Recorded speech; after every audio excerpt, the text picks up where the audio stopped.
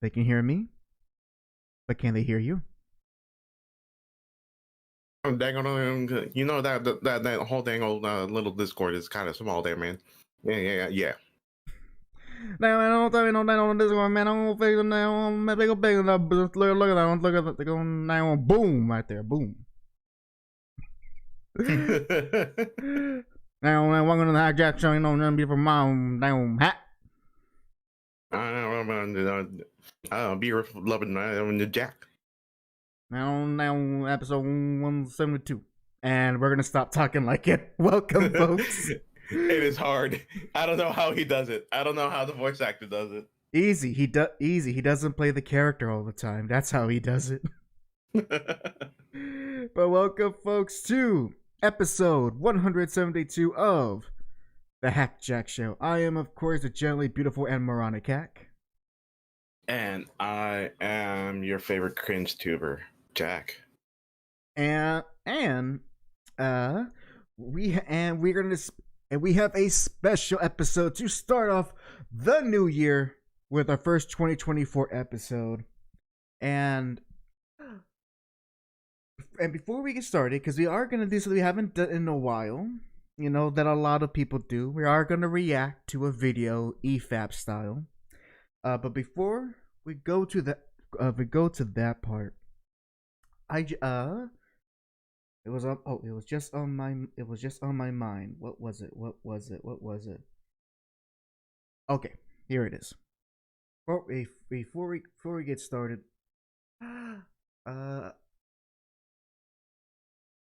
dang, Jack, I forgot it. Dang it, my weakness. I forgot it already. But no, wow, it probably wasn't important. Famous last words. Important. Import. English is hard. It is very hard. You think after 172 episodes I'll get better at this? It's a lie. It's a lie, I tell you. But no, we are glad to be back, and I can actually tell you this, Jack. I am ever more pumped to actually get back in the role of this, and even though it's gonna be a while for me to get back to hosting these the episodes now, since now I'm hosting it, and Jack, for reasons we will explain in a little bit, when we will explain probably in the future episode once all that stuff is clear and defined. At the same time, I'm remembering now. Oh wait, that's right. I have to kind of multitask. I forgot all of this. Not forget, but it's more like I gotta manage a lot of things at once that I haven't thought about in just years. So, but it'll come back to me, and soon enough, who knows? Maybe I can start streaming again, or maybe not. I don't know. Well, it'll be like riding a bike. Oh, that's not a good comparison to use for me. You know what? Here, I'll share an embarrassing story. It actually took me quite a while to learn how to ride a bike. Jack. Same. Tell me, at what age did you finally nail down of how to ride a bike? 13. 13. Oh. Wait. Oh. Probably. I mean, in the teens, pretty much, but early teens. Okay, then that means I'm slightly ahead of you. I learned how to ride my bike when I was 12. Now, yeah, which you know, I don't know, maybe that's not a big deal, but I remember at the time, I thought it was almost embarrassing that I was 12 years old and I didn't know how to ride a bike. At least that was my mindset at the time, and mostly because earlier when I tried to do it, I just didn't have the patience for it, and I was definitely afraid of getting hurt. And neither my parents or my grandparents were great teachers of how to encourage me to ride a bike. I think the best advice they gave is like, just don't stop, just keep going, and that just never registered into my head. But then it clicked on me when I learned on my own. When I went out and went on, I guess, my pace, that I was finally able to got it. And then when I did, it was like, yes, I can now bike 2 miles away from my house, maybe 3. You see, I had a somewhat similar story. I finally was able to have or own a bike for a short period of time. Now, the other thing, though, what made me hate riding a bike is the fact that I went and rode all the way to the park that we had nearby, and then oh no, I was gonna be taught in at the park, and I did my thing, all that stuff. I was getting used to it, and then I'm trying to put the bike inside the car, and then my dad's like, "No, you're gonna use the bike to get home." Like, I don't want to. He's like, "No, you're gonna use the bike to get home." So he forced me to go home on my bike. Worse off, he didn't even let me use like the shoulder area, even though it's like the worst place because there's no actual like pavement there. I just didn't want cars to slow down because of me.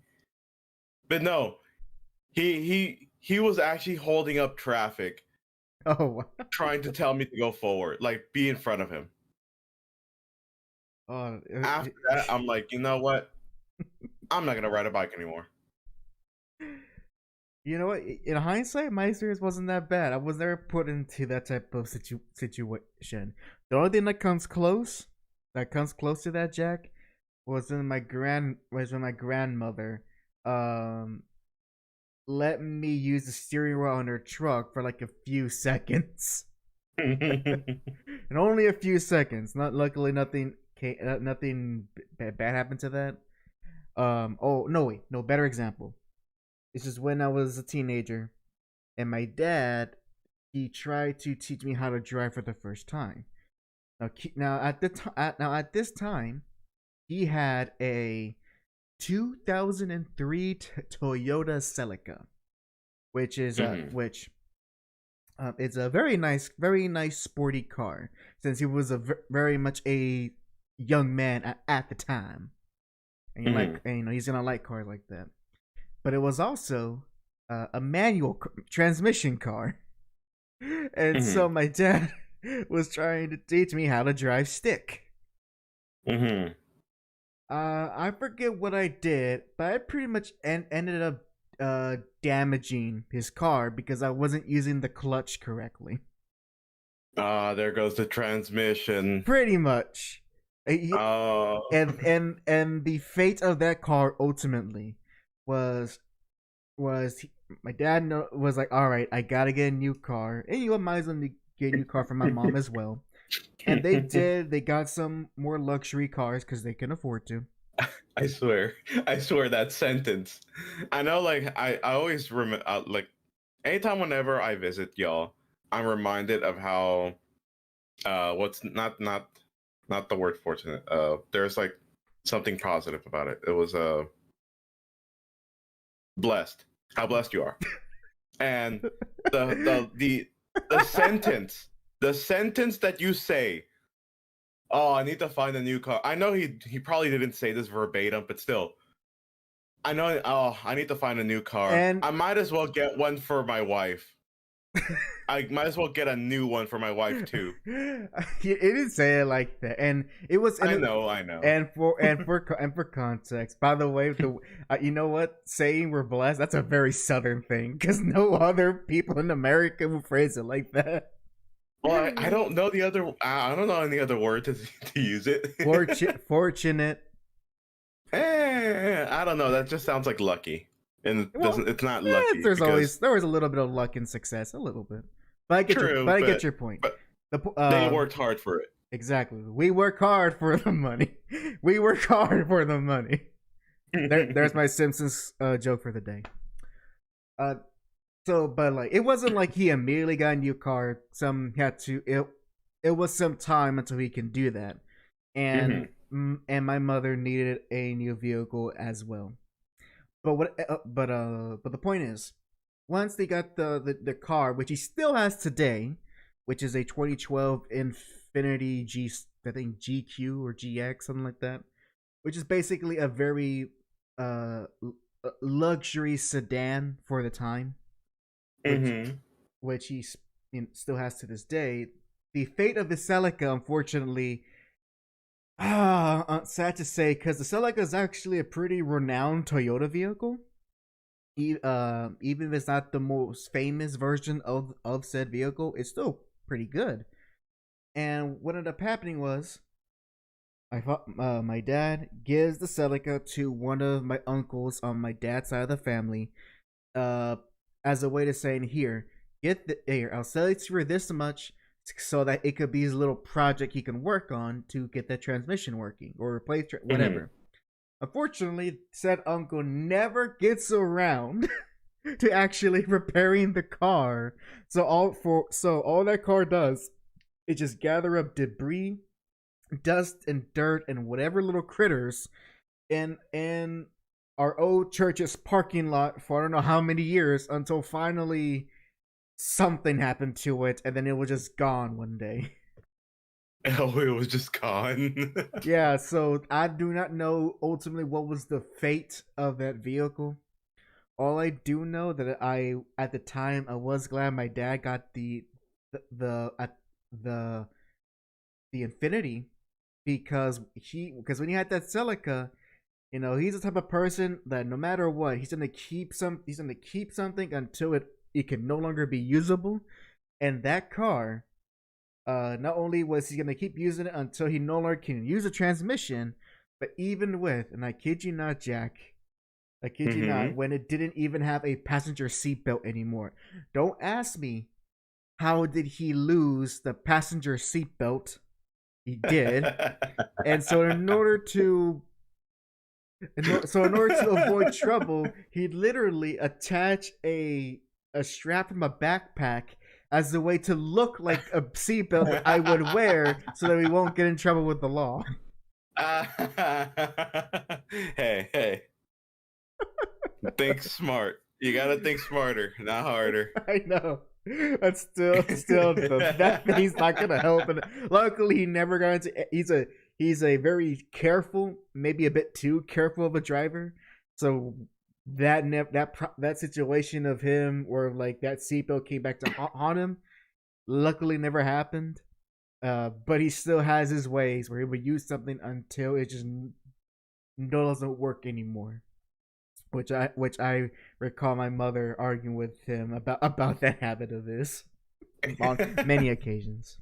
It was just a little fun. Stop using that knife; it's already gone. Like, have you ever seen whenever you know how people resharpen kitchen knives, right? Yes, which I thought that's what we're supposed to do. And of course, you know that whenever it comes to resharpening knives, eventually there is nothing much left to resharpen. Yeah. Eventually, if you keep it that long. Yeah. I just picture your dad with pretty much a sliver of the knife that's left, and he's like sharpening that, and your mother is just yelling at him, going, "Can't you just get rid of that? That's not even a knife anymore." Like, no, it still has some sharpness to it. No, it's like it's the to use it quote a game, the soul still burns. Well, yeah, it was a little fun core memory unlocked, as you could I would say, because I haven't thought about that car in years. This is a more wholesome memory. One more hack childhood story. I remember that he and I used to play a game where we would guess when the lights would turn from red to green.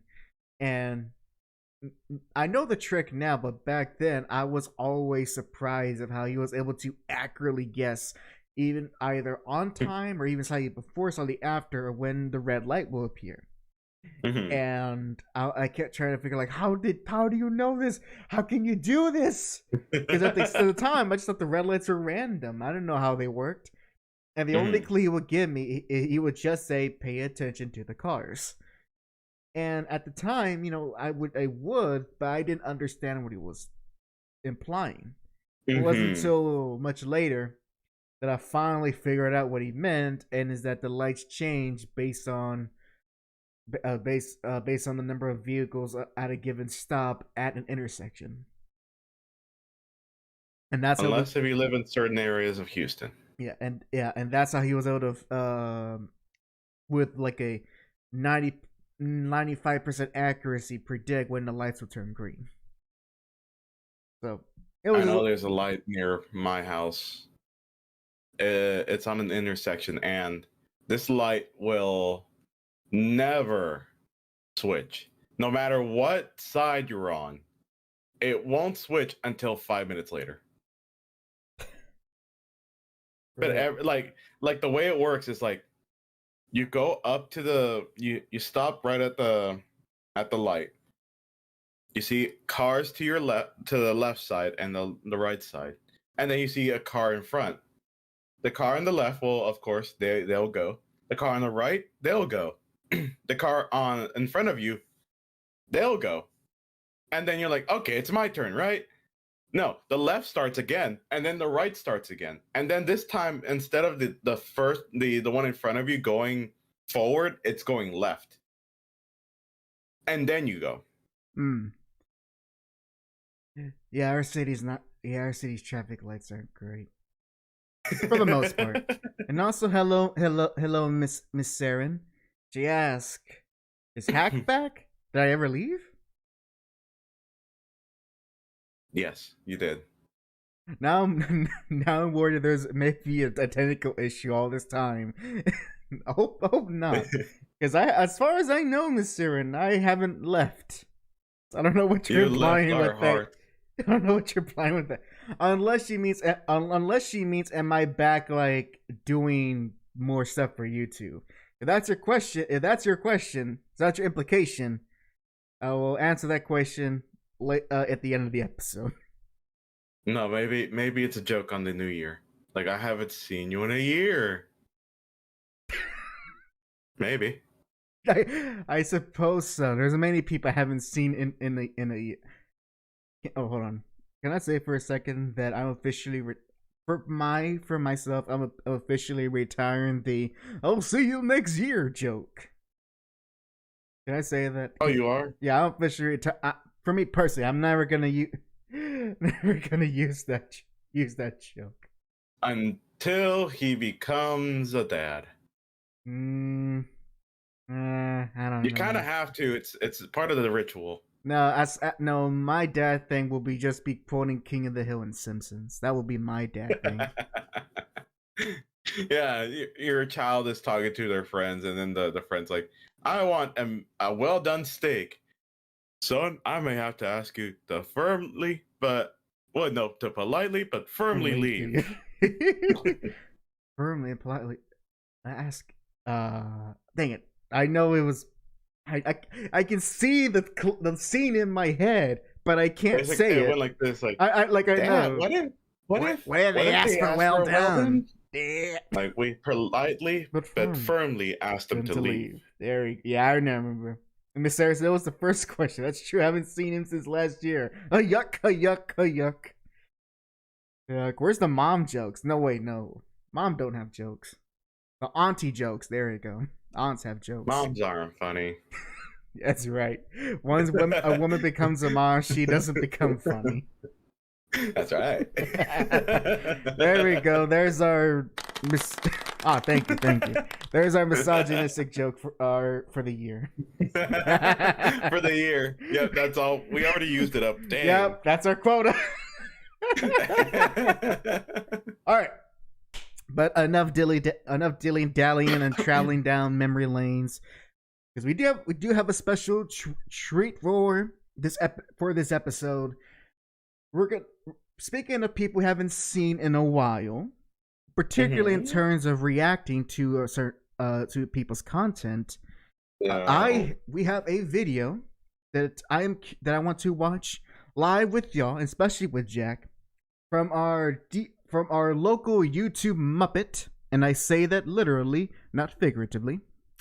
Arlo, the Cookie Monster's Gen Z cousin. maybe millennial. It's hard to tell his age. I also want to say I feel like he would be a millennial. You know what? Yeah, I have a feeling Arlo's a millennial. He has those vibes. You know what I'm saying? Yeah. now you know we're Gen Z because we talk about vibes. Yeah. No, dang, it is kind of weird. No. Like, cause according to like the chart, it's so weird. Where I'm technically late millennial and you're early Gen Z. So we're like in the categories where it kind of a mix. We're in that gray area for people our ages right now. They have a third category. It's called the Zillennial. Not even joking. That's what it's actually called. That was no wait, Gen Y is something else. Never mind. No, it's the Zillennial. I thought it was Gen Z millennial because they don't fit the two. Whatever. Anyways, point is we got an Arlo video to react to, and it was regarding to Zelda, and with the title Sequelitis. Not quite a sequelitis. You know, number one, I think Arlo has a better grasp of game design than Eagle Raptor. Oh, does he have object permanence? You know what? Yes, I'm inclined to believe that the Muppet is a better gamer than Mr. Former Animator himself, Mr. Game Grump. But yes, he had released a video about 2 weeks ago, so it's kind of old.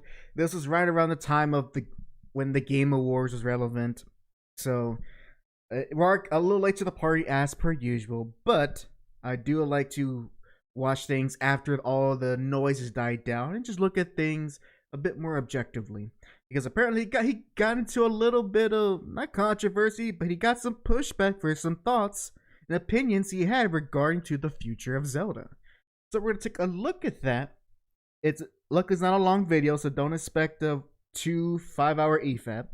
It's a respectable 16 minutes, and just see what the Muppet has to say. So excuse me for a moment as I'm going to bring up the video. In the meantime, Jack, to set this all up, remind everyone your current opinion, because it's going to be relevant. Your current opinion of Tears of the Kingdom while I get everything ready. So to me again, I had a lot of changes of mixed reactions when it came to Tears of the Kingdom. First, I didn't like it so much. Nowadays, I like it, but not say it's like amazing. I know a lot of people in the community, they're like, oh, it's amazing. It's like game of the year. I do see a lot of problems with the game. Mostly that just pertains to the genre of the open world. And I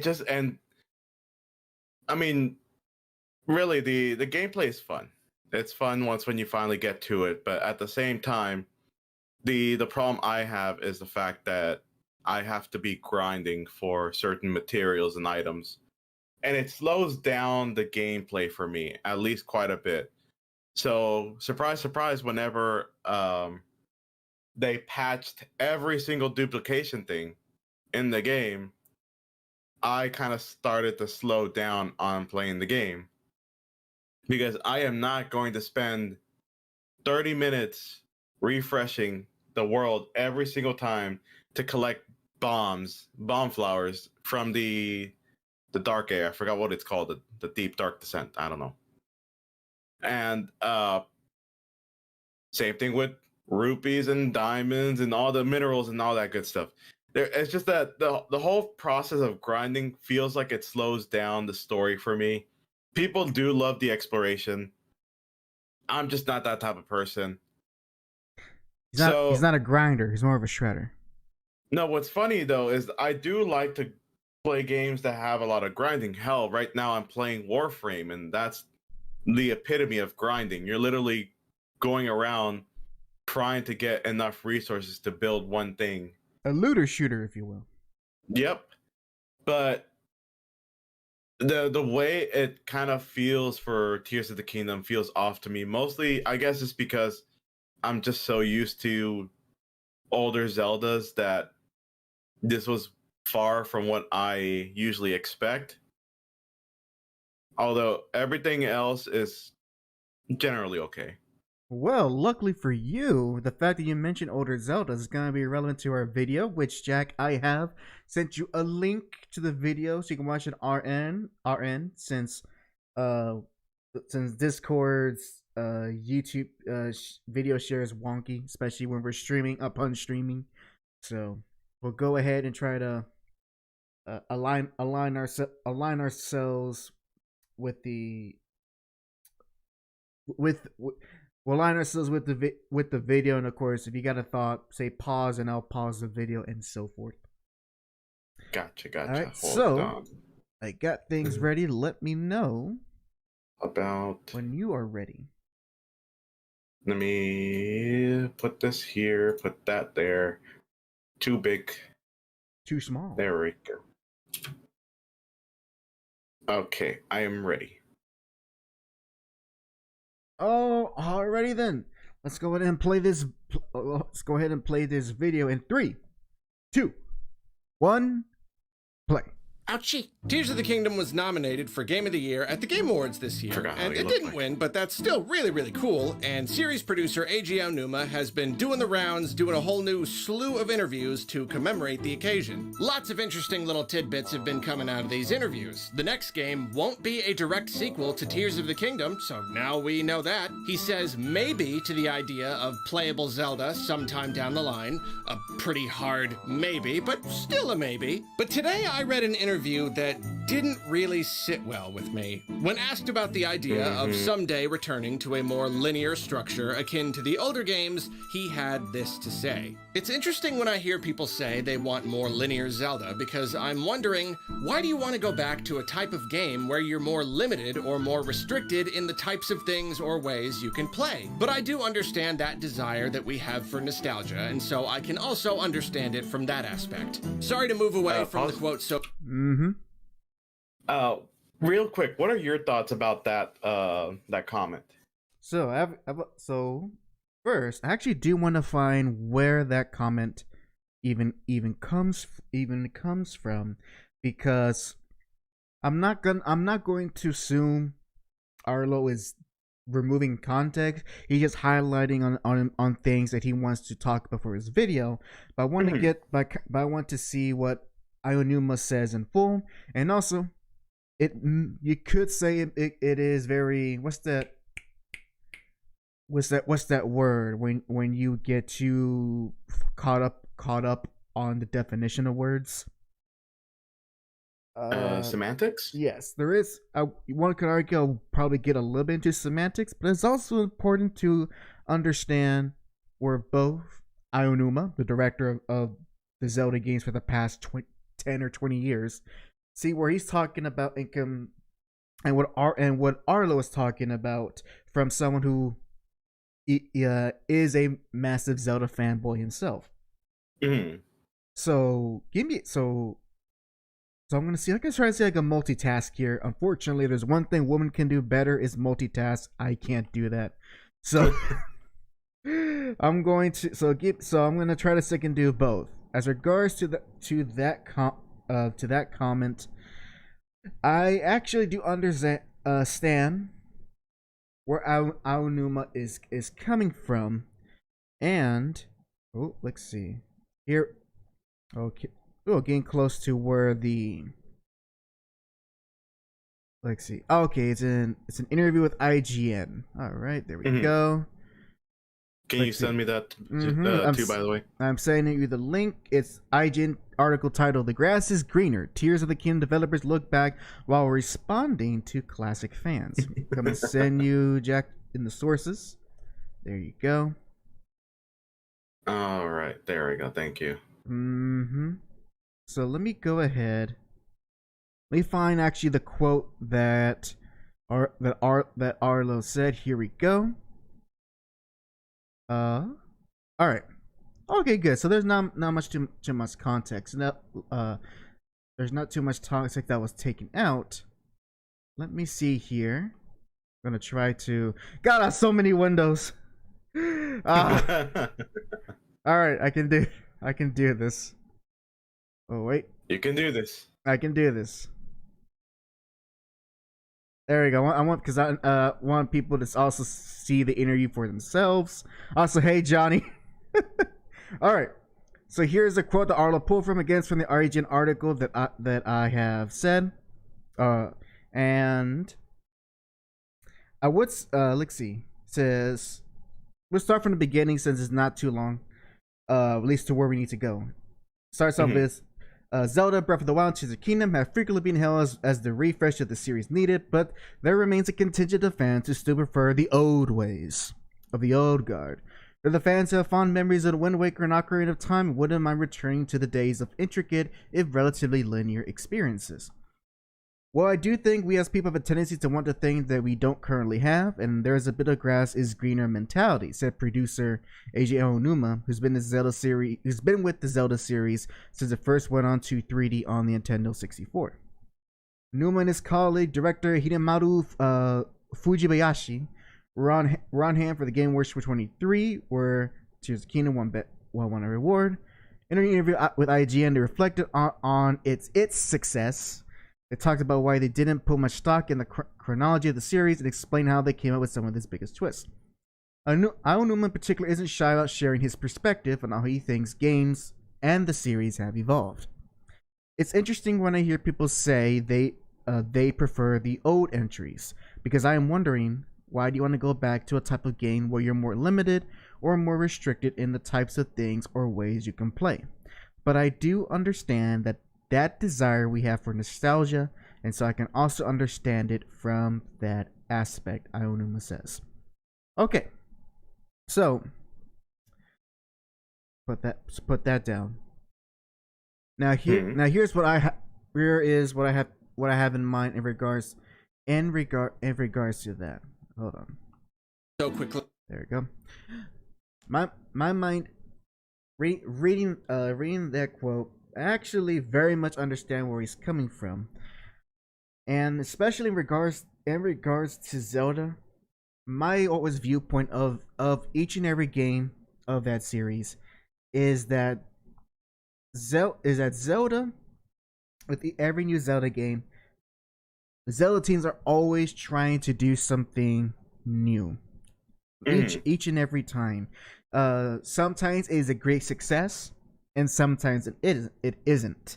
And that is very evident from all the way in the beginning when you compare Zelda 1 and Zelda 2, and how both of them are extremely different approaches to how a Zelda game is made. And really, Zelda, the foundation of how Zelda games will be then design wouldn't be firmly established until A Link to the Past back in the 90s on the Super Nintendo. And from then on, the Zelda devs have built on what Link to the Past established in terms of game design, how the game progression goes, and as well how the player interacts with their environment. And they remain like that all the way to Skyward Sword. And with each game in that series trying to add a new gimmick, a new mechanic, or even a new way of playing the game to keep it fresh and interesting. Because one thing that's very difficult to do is to keep something fresh and interesting for, at this point, 35 years. Zelda's pretty old. Or it's getting there. And Zelda fans also have or any fans really, we also sometimes, unfortunately, can get either become complacent with how a game is made, or we look back on things with rose-colored lenses, and that paints our perspective of when sometimes something new comes out and it is not to what we like. Many times it can. Many times it can be something that can be criticized, or like in the case of the Wind Waker, it's something that was over criticized, but then over the years later, now is looked fondly as one of the best Zelda games of all time. Which I don't agree, but nevertheless, that's not a hero of their argument. So I definitely stick around Nua's perspective, and especially with how much time they put into create essentially the design and interactivity that started with Breath of the Wild. I'll put it this way: it's like him. He's been like this from Link to the Past to Skyward Sword. He was essentially working in a kitchen that with every new game he's getting familiar with it, and in a way it's a small kitchen, but he makes the most out of that small kitchen, with its limited with limited appliances. It may have an electric oven, or it may have a low watt microwave or whatever. But the Breath of the Wild, all of a sudden, boosh! He now doesn't have just a tiny apartment kitchen. He now's got a full on restaurant kitchen with a whole bunch of stuff that he could use at his disposal to create more intricate dishes. That's the way I see it. So from a designer perspective, in his mind, he understands, but also baffled, where it's like, look, I'm able to actually create and make something in which any player can have so much agency that is sometimes daunting. And that could be something that's already, for some players, that could be a turnoff. I know for me, to use a personal example, I completely see why Minecraft is as popular as it is now, and how it got popular over the years, and why so many people of different ages love it. But I can't get into it because it's too too much. It's too overwhelming of what I need to do. And because there's no objective within the game to set your sights on to play it, I ended up losing interest to play that game. Also, doesn't help that the game really only but is more enjoyable with other people rather than by yourself. Yeah. So that's one of the reasons why they greatly respect Minecraft. I can't enjoy it because of how much agency that game gives to its player, to the point that you need to be a type of person who enjoys the act of creating rather than just playing the game. So he applies that to Breath of the Wild, which it doesn't have that complete agency that Minecraft has, but but it has certain aspects of it. That's why a lot of kids, if you ever notice, or younger people, really love Breath of the Wild and Tears of the Kingdom, is because it has all those elements that they like from a Roblox game or Minecraft, just put into something with that actually has a narrative, has some structure, and actually has a more appealing art style. Yeah. So I understood. That's what I see. That's what I that's what I take away from that quote, and why in my interpretation, why he says what he says and why he feels the way he feels from a designer perspective rather than a player one. I do understand that from the designer's perspective. Yes, go crazy, because I mean, yes, generally open world could be more, open, no pun intended, to like a more freedom when it comes to game designing, because you have a lot more space. You're, instead of being in a hallway, you're actually in the house, so to speak.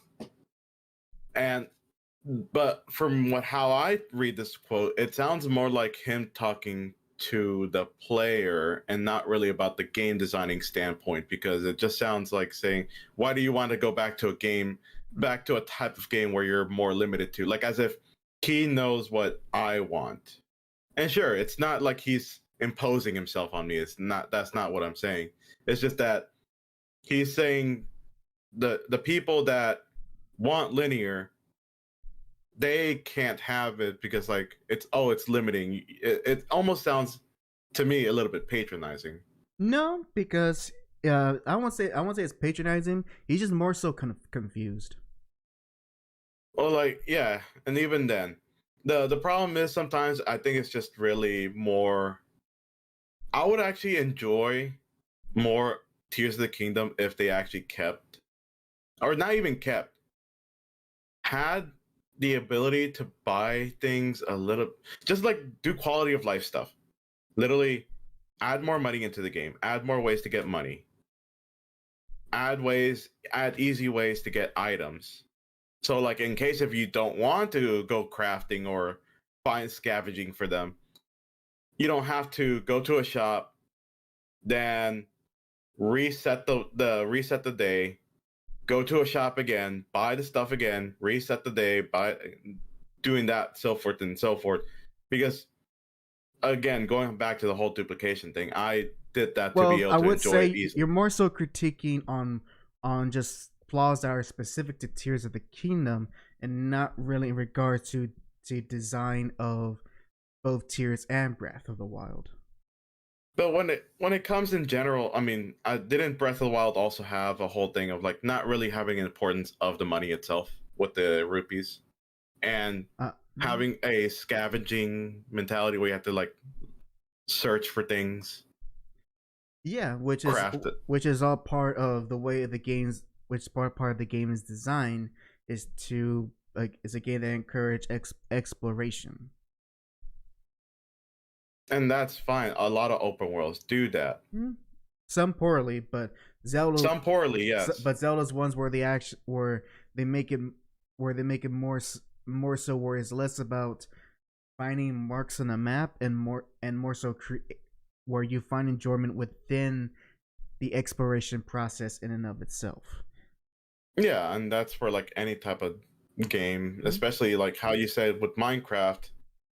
Mainly, I've seen different things. People, though, the trick with Minecraft, by the way, for anyone that's interested, the trick for Minecraft to make it fun, have your own set of goals and try to reach them. Like, let's say, build a house made out of wood instead of dirt. So pretty much make your own game. Yeah, basically. But what I'm gonna lead up to is that what I have a issue sometimes is the dungeons, or really they're not really dungeons. What are they called again? I forgot. I know in Breath of the Wild there were the sacred beasts. I don't know what they are in Tears. I forgot what they're called, but luckily Arlo does talk about that in this video, so we'll get to that point when he does. Let's go ahead. But basically, I feel like sometimes I think in perspective of genres in general, there's nothing that's limiting. It's more like there's pros and cons to everything. I see the thought of saying that linear. Then the question becomes: are the cons of these more recent Zeldas? Are they? Then the question is: are those cons much more? Are they less appealing than the cons of how Zelda games used to be designed? And that's then the question of itself. Which I think it's more, one has more, at least from like think from a Zelda fan that does that does kind of this type of thinking. Which styles is more flawed than the other? Because for me, the question is more about the genre itself, like the pros and cons of the genre, not exactly the project. So like the pros and cons of open world is like, of course, you have more freedom as a game designer. Well, no, we gotta be specific. Not freedom, agency. Yeah, because you can have an open world game with no freedom. Yeah. Okay. The thing is like the con is, at least for the game dev, is trying to strategically, I guess you could say, strategically place things in that open world to not make it feel empty, which a lot of game designers are still trying to figure out, as far as I'm seeing. No, when it comes to open world, I would disagree on that. I think that's number one. I think that's a Ubisoft problem, especially with their Far Cry and Assassin's Creed games. That's a problem for them. But it's something that that designers have more or less figured out since GTA 3. I mean, let's not pretend that open world has not been a genre that's been around since the early 2000s. I'm not really saying that. I'm just saying that it seems like, at least in modern cases, Yeah, everyone's jumping on the trend of open world, and some of these companies, they don't land it on the first day. Sure, eventually they'll land it after several patches later, but on the first day, it's a rough landing. Yeah. So and also, I think what it is here, because open world is nothing new. It's more so it's more so adding RPG design into an open world setting. Mm-hmm. You know, with crafting, with item deterioration stats. So if anything, it's more like let's take the numbers game of an MMO and put it into a single player game. Mm-hmm. So, anyways, let's go ahead and continue the videos. They're only 1 minute in, and we got 15 more minutes more to go. So let me know when you're ready, Jack. See, this is the power of being able to squeeze out every minute. Let me know when you're ready. Ready. All right, playing in 3, 2, 1, go. But I wanted to plant it in your head, then cover some other stuff before we swing back around to it. To get this out of the way first, as usual, just in case anyone watching this is new to the channel, I love me some Breath of the Wild. I love open world Zelda. I feel like open world Zelda is a breath of fresh air, an amazing new experience. Breath of the Wild was one of the most special games I've ever played. Yada, yada, yada, on and on. Cue accolades trailer, tens across the board. But I recognize that it's not for everyone, and it's such a dramatic departure from the usual Zelda formula that it's alienating a pretty huge chunk of the fan base. This has been an ongoing discussion. What direction Zelda could and should go after Tears of the Kingdom is a bigger discussion for another day. But I could pause there. I actually do agree with him on that in regards to how different Breath of the Wild is, and so because of that, we have a series. We have a whole bunch of new people coming in that love these games to death, and then you have older people, curmudgeons like you, me, Johnny, Miss Saren. Well, less so Miss Sarah, more so Johnny, like that old curmudgeon. I say that even though we're older than him. That, we're so used to a way of how a Zelda game looks and feels that, I always that with something like Breath of the Wild, I think I know for me, I agree to Arlo's sentiment of how it was excuse the pun, a breath of fresh air. But I think that's mostly just due to the fact that, number one, between this Breath of the Wild and Skyward Sword, that was like those are 6 years apart. So it was some time did pass, and in between, the only new Zelda game that came out that is new, that's not a remake like with Ocarina of Time 3D, was A Link Between Worlds. And with A Link Between Worlds, which is a game that is overlooked but is important, because that was actually a Zelda game that was traditional in the way that Link to the Past is, but gave a lot more agency to the player, in which the player had actually, the more I think about it, scratch that. Because I played that game, and I remember now was that the whole gimmick of Link Between Worlds, was that as soon after you play the open introductory, after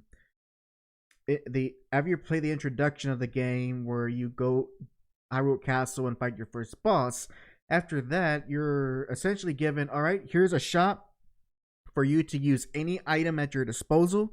You can only use a set number of them, and here are all the different dungeons you can go to in any order. Have fun.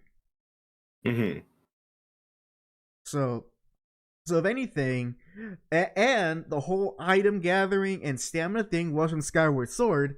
So if anything, Breath of the Wild is just the logical conclusion of something that the Zelda team were already experimenting on since 2011. I actually have to agree with that, because hell, I would say even, technically, just from like thinking about it farther back than that, Mostly because maybe it's like one of those as a designer, you know how it comes to something like you really want to create this idea that you have in your head, and it's in your head, it's like lasers and all that good stuff, like every single button and whistle. But of course you can't, because maybe depending on the technology at the time or your skills at the time, you can't. I feel like in general, Zelda was trying to achieve that open world aspect of the game itself, or like the idea. I mean, well, Ocarina of Time had the hub of the Hyrule Fields. Same thing, and then Wind Waker had the Grand Ocean where you can travel almost anywhere. But don't forget, if you remember, Jack, what was the inspiration for Breath of the Wild?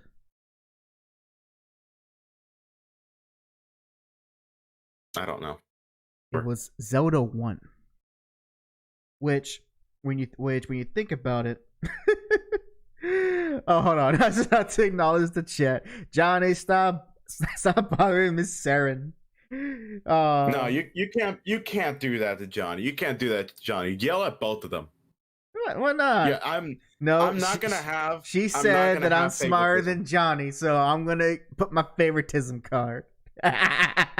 Miss Saren, I have mod powers too. I can do things that no other can. I was gonna say, how are you gonna finish that? Says I could do things that you cannot believe. I have the power, and I also have the power to Thanos snap this channel. He quite does. It'll be foolish, but he does. So there we go. We yelled at both of them. No, I yelled at Johnny. You yelled at both of them. Oh, so who's the bigger hater here? All right, I'm gonna block Saren. I gave her a timeout.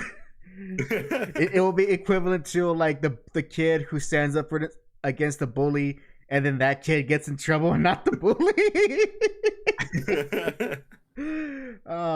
Anyways, I was to go back to my train of thought. So, Breath of the Wild is heavily inspired by the first Zelda game, which, Jack, have you ever attempted to play the first Zelda game? I have several times. How far, and if you can remember, how far did you get? I got the first sword, and I ran around, and I couldn't find out where to go. Not very far. Which I'm not gonna judge because I'm the same way. And I even tried playing along with the guide, and it just wasn't as fun. However, there was a video I watched that kind of showed me how Breath of the Wild was inspired by the first Zelda game, and it was when when Maximilian Dude, who's like one of, if not one of the biggest fighting game YouTube channels he just dropped like a 5-8 hour video of him beating Zelda 1 for the first time. And he did so by trying to play it as the way it was intended, with a few helpful hints here or there. And when I saw him playing it, it was actually, I was reminded of how much about how that game really was for, you really do got to explore, and they're able to achieve that with such limited technology that was on the original Nintendo or Famicom. And in fact, I think there's even in Breath of the Wild, if I remember in one developer interview, I think Aonuma said that before they even developed the game properly, they pretty much did a recreation of Breath of the Wild using Zelda 1 as a way, kind of like a rudimentary way to figure out how to design this game based on using the amount of freedom that Zelda 1 had. And it's a lot of freedom just due to the fact that once you start the game, you get one little objective on like the start screen. It's what letting you know what's going on, and you might read the instruction manual, which was mandatory at the time. But other than that, boom, there you go. Figure it out. figure out where to go, figure out how to get these items, use these clues that the game will provide for you. And in a modern lens, one could say that, well, it also can be a bit unfair, and the clues maybe weren't translated well, but it is doable. It is very much doable to beat that game even today. You just gotta have not only the patience for it, but the willingness to just experiment. And that's the whole idea, is about experimentation, which is what Breath of the Wild very much excelled at in regards to experimenting with how you traverse, with how you gather, with how you defeat enemies, and how you even solve those dungeons, which will be brought up later on. And I think with Tears of the Kingdom, I think they did the thing of why that game is so divided, where they went with that idea and then put it to the maybe not to the extreme, but they went even further with it to the point that you can construct vehicles out of the mechanics of that game. And for some people, awesome. To others, what am I doing this? This isn't a Zelda game.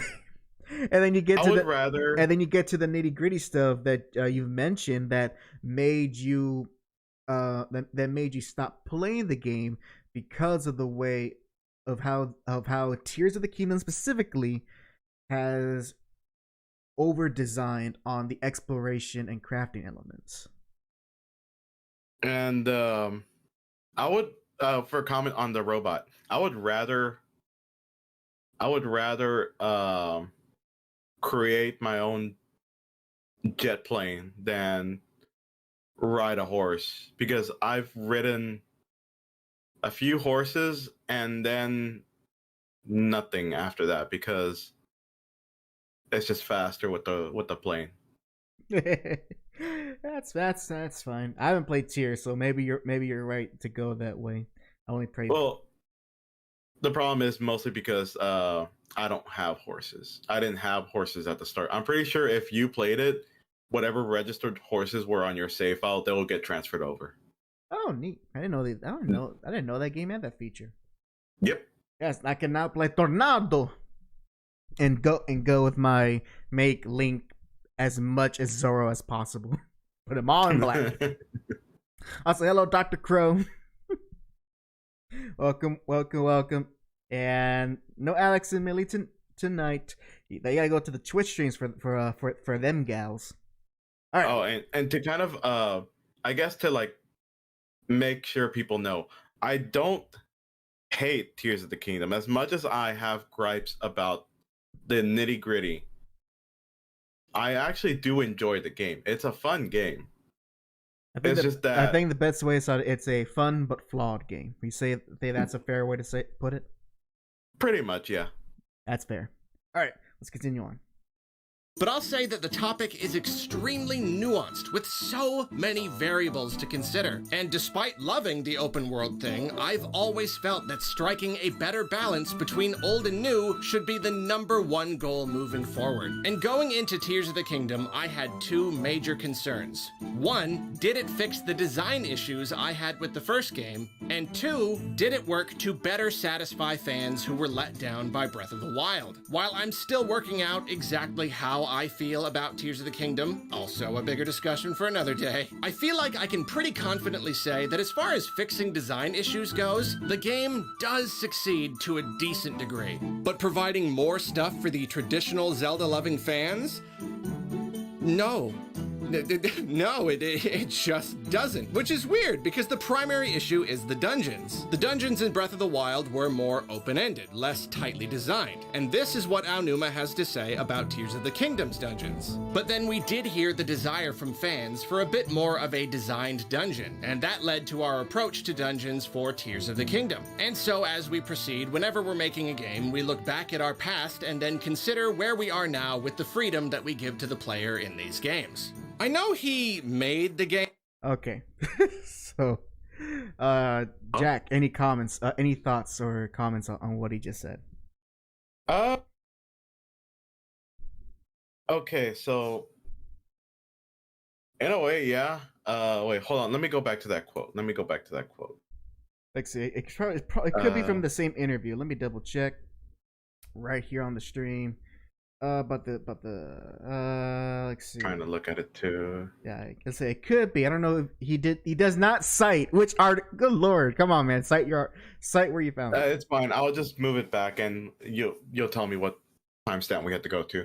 But then we did hear the desire from fans for a bit more of a designed dungeon. That led to our approach to dungeons for Tears of the Kingdom. And so as we proceed, whenever we're making a game, we look back at our past and then consider where we are now with the freedom that we give to the players in these games. I mean, okay, I don't know how the Breath of the Wild dungeons were, or beasts. I forgot the actual, but the beasts were. The sacred beasts, yeah. Yeah, I forgot they're sacred. I'm sorry. The sacred beasts are. I don't know how simple or complex they are. Well, let's see. I played Breath of the Wild, so what I can say is that when doing the sacred beasts dungeons, and I say dungeons loosely because they are not designed like traditional Zelda dungeons, you know, which I think is a bit unfair because they're not designed that way, and they don't really have that's. I guess in a way there are they do function similarly. So let's think back, everyone. Let's think back to what is how the flow of a Zelda dungeon. The Zelda dungeon is when you enter the dungeon, usually is within a new area you just discovered or the game has allowed you to enter, and you go through the beginning. Of the dungeon, exploring where and where you cannot go, what you cannot do. Midway point of the dungeon, you either fight new enemies, you get some items for inventory, you may get a compass and or map, and then at the actual midpoint of the dungeon, you get your new item for said dungeon that allows you to explore. Which is the dungeon is designed around, which allows you to explore more of the dungeon and then eventually use that said item to then defeat the boss at the end. And that's the formula to how a Zelda dungeon goes by. With Breath of the Wild, because they're going to do something differently, they pretty much figured, okay, because of how open-ended and exploration heavy this game would be, we have to change how to do these dungeon-like areas for the player because trying to strictly design as it was before, it doesn't mesh well with the gameplay that they have, and the way they have their item inventory management is just not the same. You know, your beginning of the game, you can get a plethora of weapons, bows, shields, and stuff like that. So they have to change it to where it's mostly just about solving puzzles and manipulating the beasts themselves, or to change the way how the map is. And that's really what all those sacred beasts are do. And then by the end of it, you're rewarded with a new magical ability for you to use for the rest of the game. So again, very much, and you do fight a boss. So like I said, I'm not gonna say that they're not like dungeons. They are similar, but I don't think it's fair to I don't think it's fair to see them that way. And I also very disagree much with Arlo, and that just because the dungeons are open-ended doesn't mean that it doesn't have as much design to it as a traditional dungeon from the old games, because then that tells me that he's mistakenly viewing that because games have less rigidness to it, that means there are somehow inherently less design, when that's not how that works. If anything, it's much more easier and much more controllable to design a traditional Zelda dungeon than what Breath of the Wild and assumingly what Tears of the Kingdom did. Now you're going to play Tears of the Kingdom. Did you do any, I guess, what would be the equivalent of the sacred beasts from Breath of the Wild? So when I played, I did all of them, what they're the equivalents of them. And from what I heard from articles and other things, that people said that these have been are a little bit more. What's the word? Not intricate, not complex. They have a little bit more thought to it than the sacred beasts. And even then, that's probably not the right way to say it. But yeah, they just, you have to think about it a little bit more. That's what I'm saying. Well, and actually, that goes in my, because in the article right here on the screen, on the same IGN article, the same thing that Arlo quoted. Here's the full text.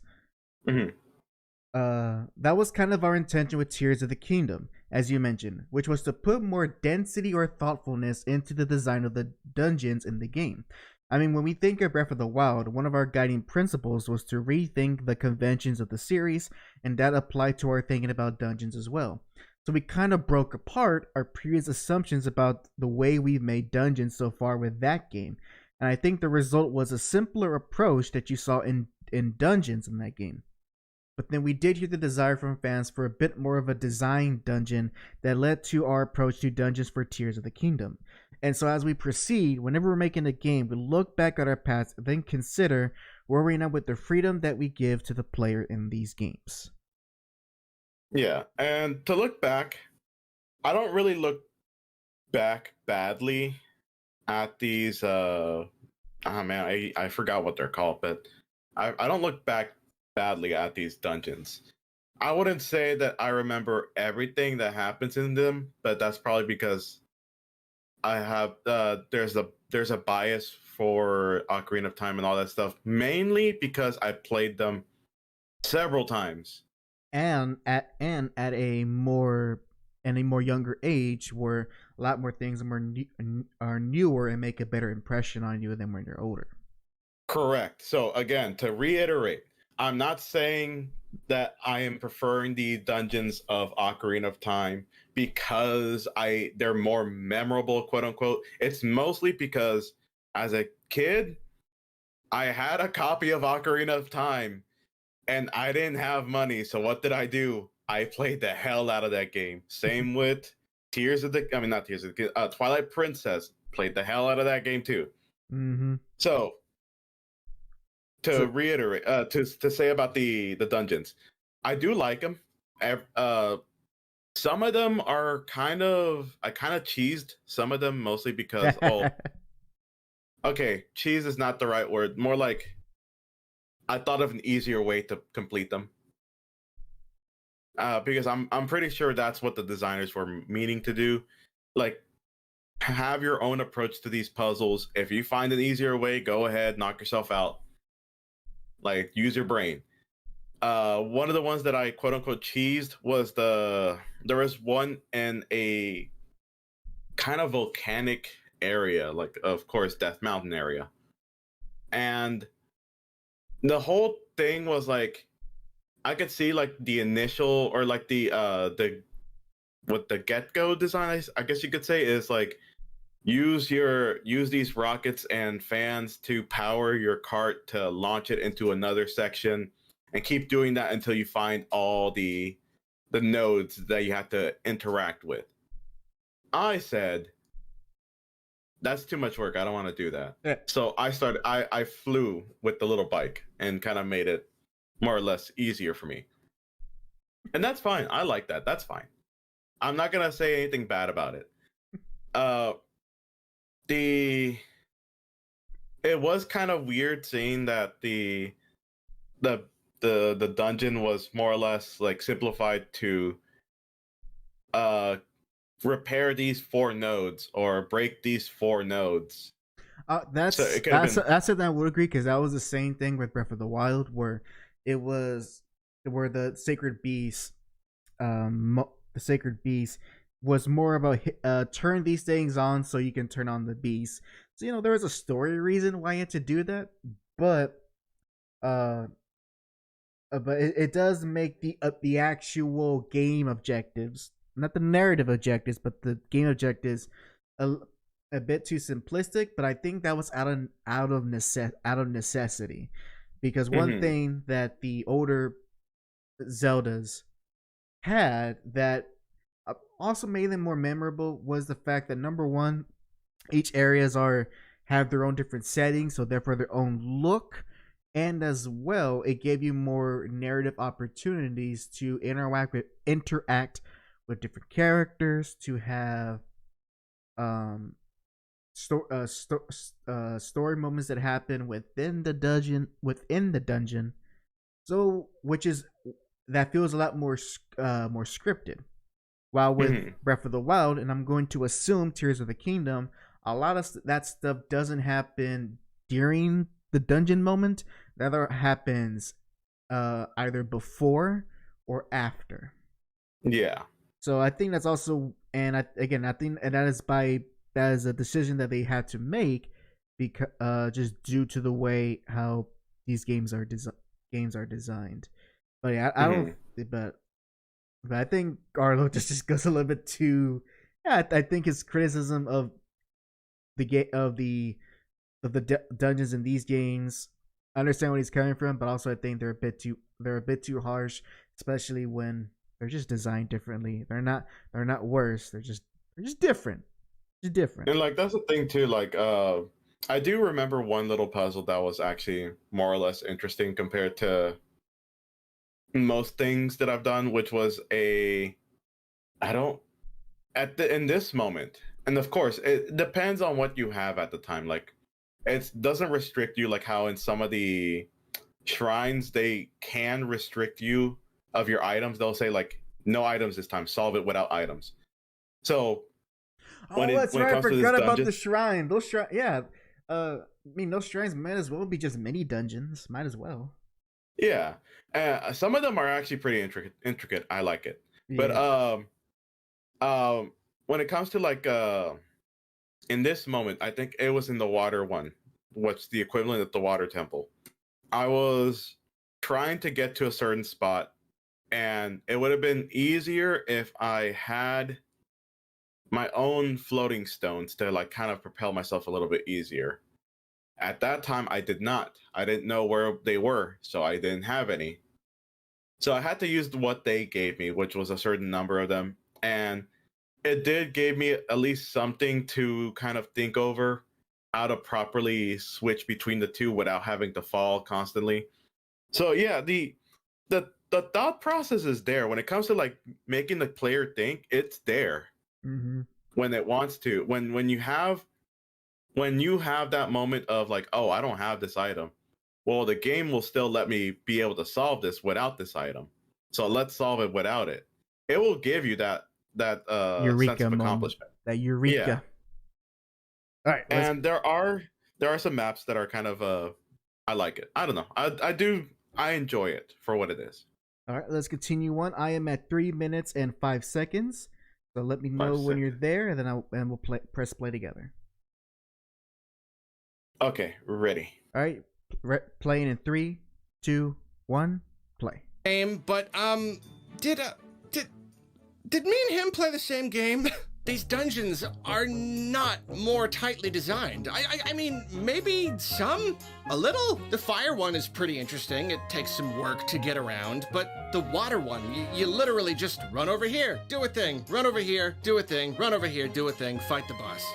This game has the really cool element of getting to... Okay, and that water one, he kind of does make it, he simplifies it way too, he simplifies all of them way too much. Because, again, as I was reiterating before, yes, all these dungeons are just go here, turn it on. Go here, turn it on. Yes, I will concede to that. But there were puzzles. When it came to that water one, there was mostly puzzles of momentum and just playing with the water itself. No. Sure, they're not like super intricate to like have a science degree to be able to solve it, but I mean, you can't you gotta give it some slack there. They were, and also I can't compare it from Breath of the Wild, but I would say they're well designed. And also, let's not also try to make the old dungeons more intricate as they are, because for the most part, a dungeon will have its gimmick, but you're mainly trying to reach the end with the boss, and with your mini objectives being finding keys and opening doors. Yeah, and opening chests. Now that's me simplifying it. Yeah, because we can simplify it the same way he did. So yeah, but there's creativity and then like, how do you open this door, or how can you get to this chest, and so forth. So that's where the fun is. And in Breath of the Wild and Tears of the Kingdom, the fun is, okay, how can I solve this challenge? Because that's a cool thing. When you go in, you immediately know, okay, here's my objectives. Now, how do I want to deal with this? Well, let's see, what do I have? What can I do? And make my plan of attack. Which that's fun. I'm just saying that's fun. So I don't know what Arlo is here complaining about. But let's see. Maybe let's hear him out. All right, play. To the dungeon is like part of the dungeon. I really like that, but the dungeons themselves, they don't feel like an improvement. They are not more tightly designed. The Divine Beasts, those felt way tighter. They had the moving parts you had to manipulate all the time. They were way more puzzle boxy. Full disclosure, I still haven't beaten Tears of the Kingdom. I'm gonna pause real quick. So this is also one thing that, again, words are important. What does he mean by tightly designed? I hate it when people use the word tight to describe something within a game, because tight doesn't mean anything. Mm-hmm. So I wish he can go into more detail. Maybe he will. Wish he can go into more detail. What do you mean by tight? Now, he did say he wished there was more puzzle block elements, which I'm gonna ask Jack. In the dungeons and so forth, would you say that to accomplish the goal, were you more so having to solve puzzles or defeat enemies? You're mostly solving the puzzles. Most of the enemies were either non-existent or there were a choo-choo, which you can easily just pass by. And that was me talking about certain temples. Okay, and as well, let's not forget, you also have the shrines, which give you a whole plethora of puzzles to do. Mm-hmm. Most of them physics-based, because it's making use of how these games use their own their own physics. So again, I don't know what Arlo is getting at here, and that things aren't that Tears is not as tight as Aonuma thinks it is. Well, what do you mean by that? Does he? And by the way you're describing it, is not like Tears of the Kingdom has less puzzles within the dungeons. So again, what are you talking about, my friend? What are you talking about? All right, let's continue on. I'm at 3 minutes 51 seconds. Same here. All right, playing in 3, 2, 1, play. Maybe the last 1 or 2 dungeons I need to do will sway my opinion, but so far I genuinely don't know what he's talking about. And because the dungeons haven't really been improved, the game hasn't really helped bridge that gap between players, which is really disappointing. I wholeheartedly believe that the Zelda team can have their cake and eat it too. It is possible to deliver an experience that makes both sides relatively happy. They can have their big, experimenty open world and their more tightly designed sequences. There's no pleasing literally everyone, but they can do a lot better than this. Okay, so now let's get back to that quote by Aonuma. Why do you want to go back to a type of game where you're more limited or more restricted in the types of things or ways you can play? But I do understand that desire that we have for nostalgia, and so I can also understand it from that aspect. I don't know about you, actually, but... Pause. I just realized something. Mm-hmm. Okay, I actually, I don't know if I should say it. It kind of reminds me of how, with Egoraptor, he's when it came to, and this is him when he was talking about the dungeons, how, of course, he simplified it too much, where, go to this dungeon, get an item, solve the stuff, go to this dungeon, get an item, solve the stuff. Oh, that's right. Like, when he was complaining about how at the time the modern Zelda games are designed compared to how open the older Zelda games were. Yeah, and like the fact that apparently I don't remember. Yeah, actually, I played some of the older ones where the dungeon wasn't based around the item. Sometimes you didn't have to beat the boss with that certain item. Mm-hmm. And hold on, let me go back to that quote because I'm losing myself now. The Aonuma quote. Okay, here it is. Saying and how we had issues with dang, I think I did lost myself. I had a point and I lost myself. Wait here, let me pick. It says here it's interesting when I hear people. Why do they want to go back to that type of gameplay that's more limited? That because we didn't see it as limited when it came to like the dungeons and when it came to and the 3D era of Zeldas, where it's like dungeon item, which actually, kill. When you what's funny though, now that you mentioned Ego Raptor, this only really only reflects kind of like people on YouTube, but it's interesting to think about how this, how back then, which was only like a decade ago, really, mm-hmm. of how Zelda was seen as very rigid and linear, which went to kind of its extreme with Skyward Sword, which I can fully admit, yeah, that game is very much very rigidly structured and linear. But I think mm-hmm. that was a compromise that they had to make because of the whole system, the combat system. I had to design it that way because of that. But then they'll say of how more open the older Zelda games were with 1, 2, and Link to the Past and Link's Awakening. But I'll say less than that because I don't have any experience with that one. However, with me playing Link to the Past, it's actually not as open as you would think. This is where the thing where like the nostalgia comes in, where no, there is not very strict or as like go here, go there that Ocarina would do. Mm-hmm. But there is some dungeons that you get to do right off the bat, and some others you have to come back a little later to complete. So there is some linearity to it. You can't just absolutely do everything right from the get go. Mm-hmm. And so because of that, you have that mindset, like with people like Ego Raptor, who would say how the older Zelda games were better, and now we're coming full circle to where now you have a section of Zelda fans that are complaining that the older Zelda games are better and referring to the Zelda games from the GameCube and the Wii. It's just so history is repeating, just with a different era of Zelda fans. See, that's what I'm talking about. Like that was the point I was gonna go into, though, pretty much. I just forgot it, but yeah, it's very weird because now technically, I guess in some weird way, Aonuma is now saying like, yeah, Ego Raptor had some point.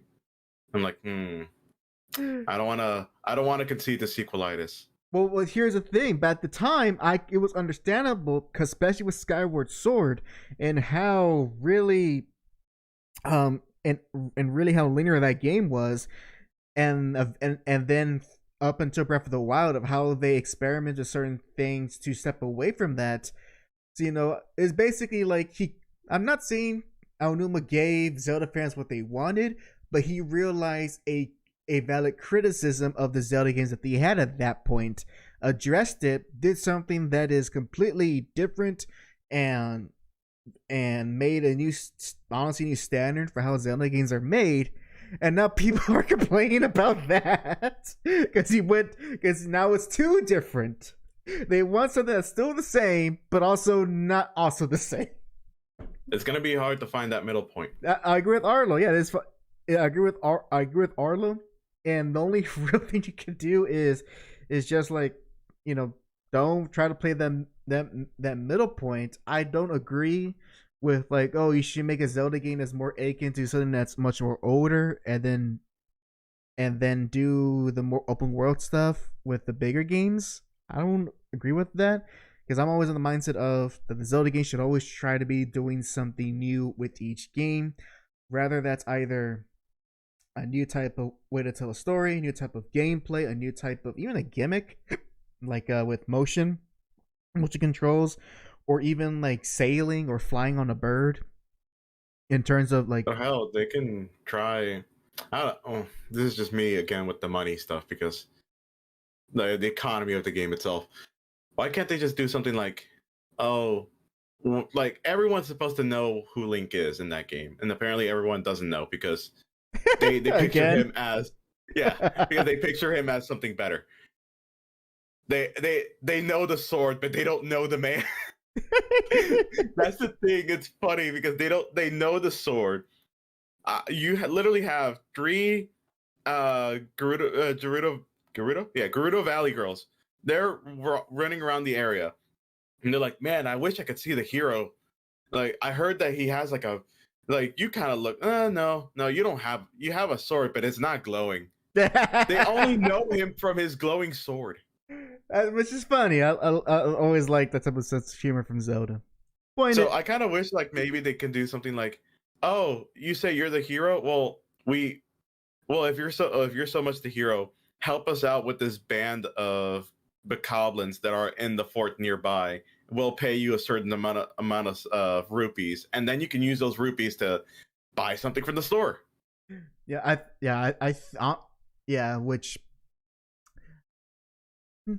could see something like that. That's been more kind of like a traditional RPG, but that doesn't stop that Zelda could do something like that. I mean, at least it helps out with like, at least people like me that gripe about not being able to, not wanting to scavenge, and they just want to buy. They just want to buy. I was like, I don't want to fish. I want money. Because like, at least, because the good thing about this game is that it doesn't have a leveling system. It has an actual hidden level where the more enemies you kill, the eventually you'll see higher tiered enemies. So yes, there is a leveling system, but it's hidden and it's not in your face, like saying Link level 2. Yeah, I'm glad. So it's more. So yeah, I do enjoy that. We'll continue. I'll continue. Blah! Sorry, hold on. I got slowed down my mind. Let's continue on with the video, because I do want to see what Arlo further elaborate on this point. All right. I'm on 447. Okay, now I'm on it. All right. Pressing play at 3, 2, 1, play. That's rough. That's really rough. I am extremely interested in game design. I would say I am passionate about it. The subject fascinates the heck out of me. These discussions about how to balance mechanics and whatnot to please the most players, I just love it. And even though I love open world Zelda, it is not difficult to see that with everything new that's been gained, so much has been lost. Like intricate, tightly designed dungeons are Zelda's identity. Exploration, that's also huge. The very first game was all about wandering, discovering, and in that way, the new games hit the mark more so than ever. But the design itself, that's also... Okay. Okay. Pause. Sorry. Pause. Okay. Okay, now I see where my beef is. He is conflating... Words are important, ladies and gentlemen. This Muppet here is conflating 2 different types of design, because like, oh my gosh, because he's not using the word appropriately. So the examples he's using of the older 3D, of the previous 3D Zeldas, their dungeons, like with Derby, they are designed. I'll reiterate this point: they are designed, but they have a different structure and flow to them. where the older Zeldas were more focused on giving players a certain restrictions to allow the player to explore the dungeon the way the designers intended, while still giving the player a false sense of exploration, which is not a bad thing. It's not a bad thing. A good designer is like a magician. They use all sorts of tricks to make the player feel they have more over control of the game than they really do. However, that doesn't mean that it has no design. Again, it is just a different way to design a game, and I'm just bugged that Arlo, Mr. I'm passionate about game design, doesn't see that. You know, and the one thing that kind of bugged me was the line saying like, how designing game mechanics to appeal to the most players. That's not what game designing is about. Yeah, no. I mean, yeah, it's done by proxy. It's done by proxy. Yeah, and games are tested to make sure that besides fixing technical issues, is that they can have some concrete evidence to know that players are enjoying the game that they made. Yeah. So everything in game design is done by, when it comes to like the how many players enjoy the game or the game mechanics, is all done by proxy, because I mean, really, they don't always have. I mean, most of the times when it comes to game design, it's using the waterfall method with a few agile type of like ideas of like Kanban boards and all that good stuff. But so when it comes to a waterfall method, they don't usually have a 24/7 beta tester there, and it's like a different beta tester every single day to say, yeah, I like this too, and so forth. Game mechanics are thought of to make sense of the game and also to give it structure. And also, it's also very important, don't conflate design with mechanics. Mechanics are basically the player or enemy actions. They're the actions the players can do. That in and of itself is not design. A more very basic example. A very basic example. A mechanic is, if you press the A button, Mario jumps, right? Mm-hmm. Okay. Now is that design? Just the fact that he can jump? No.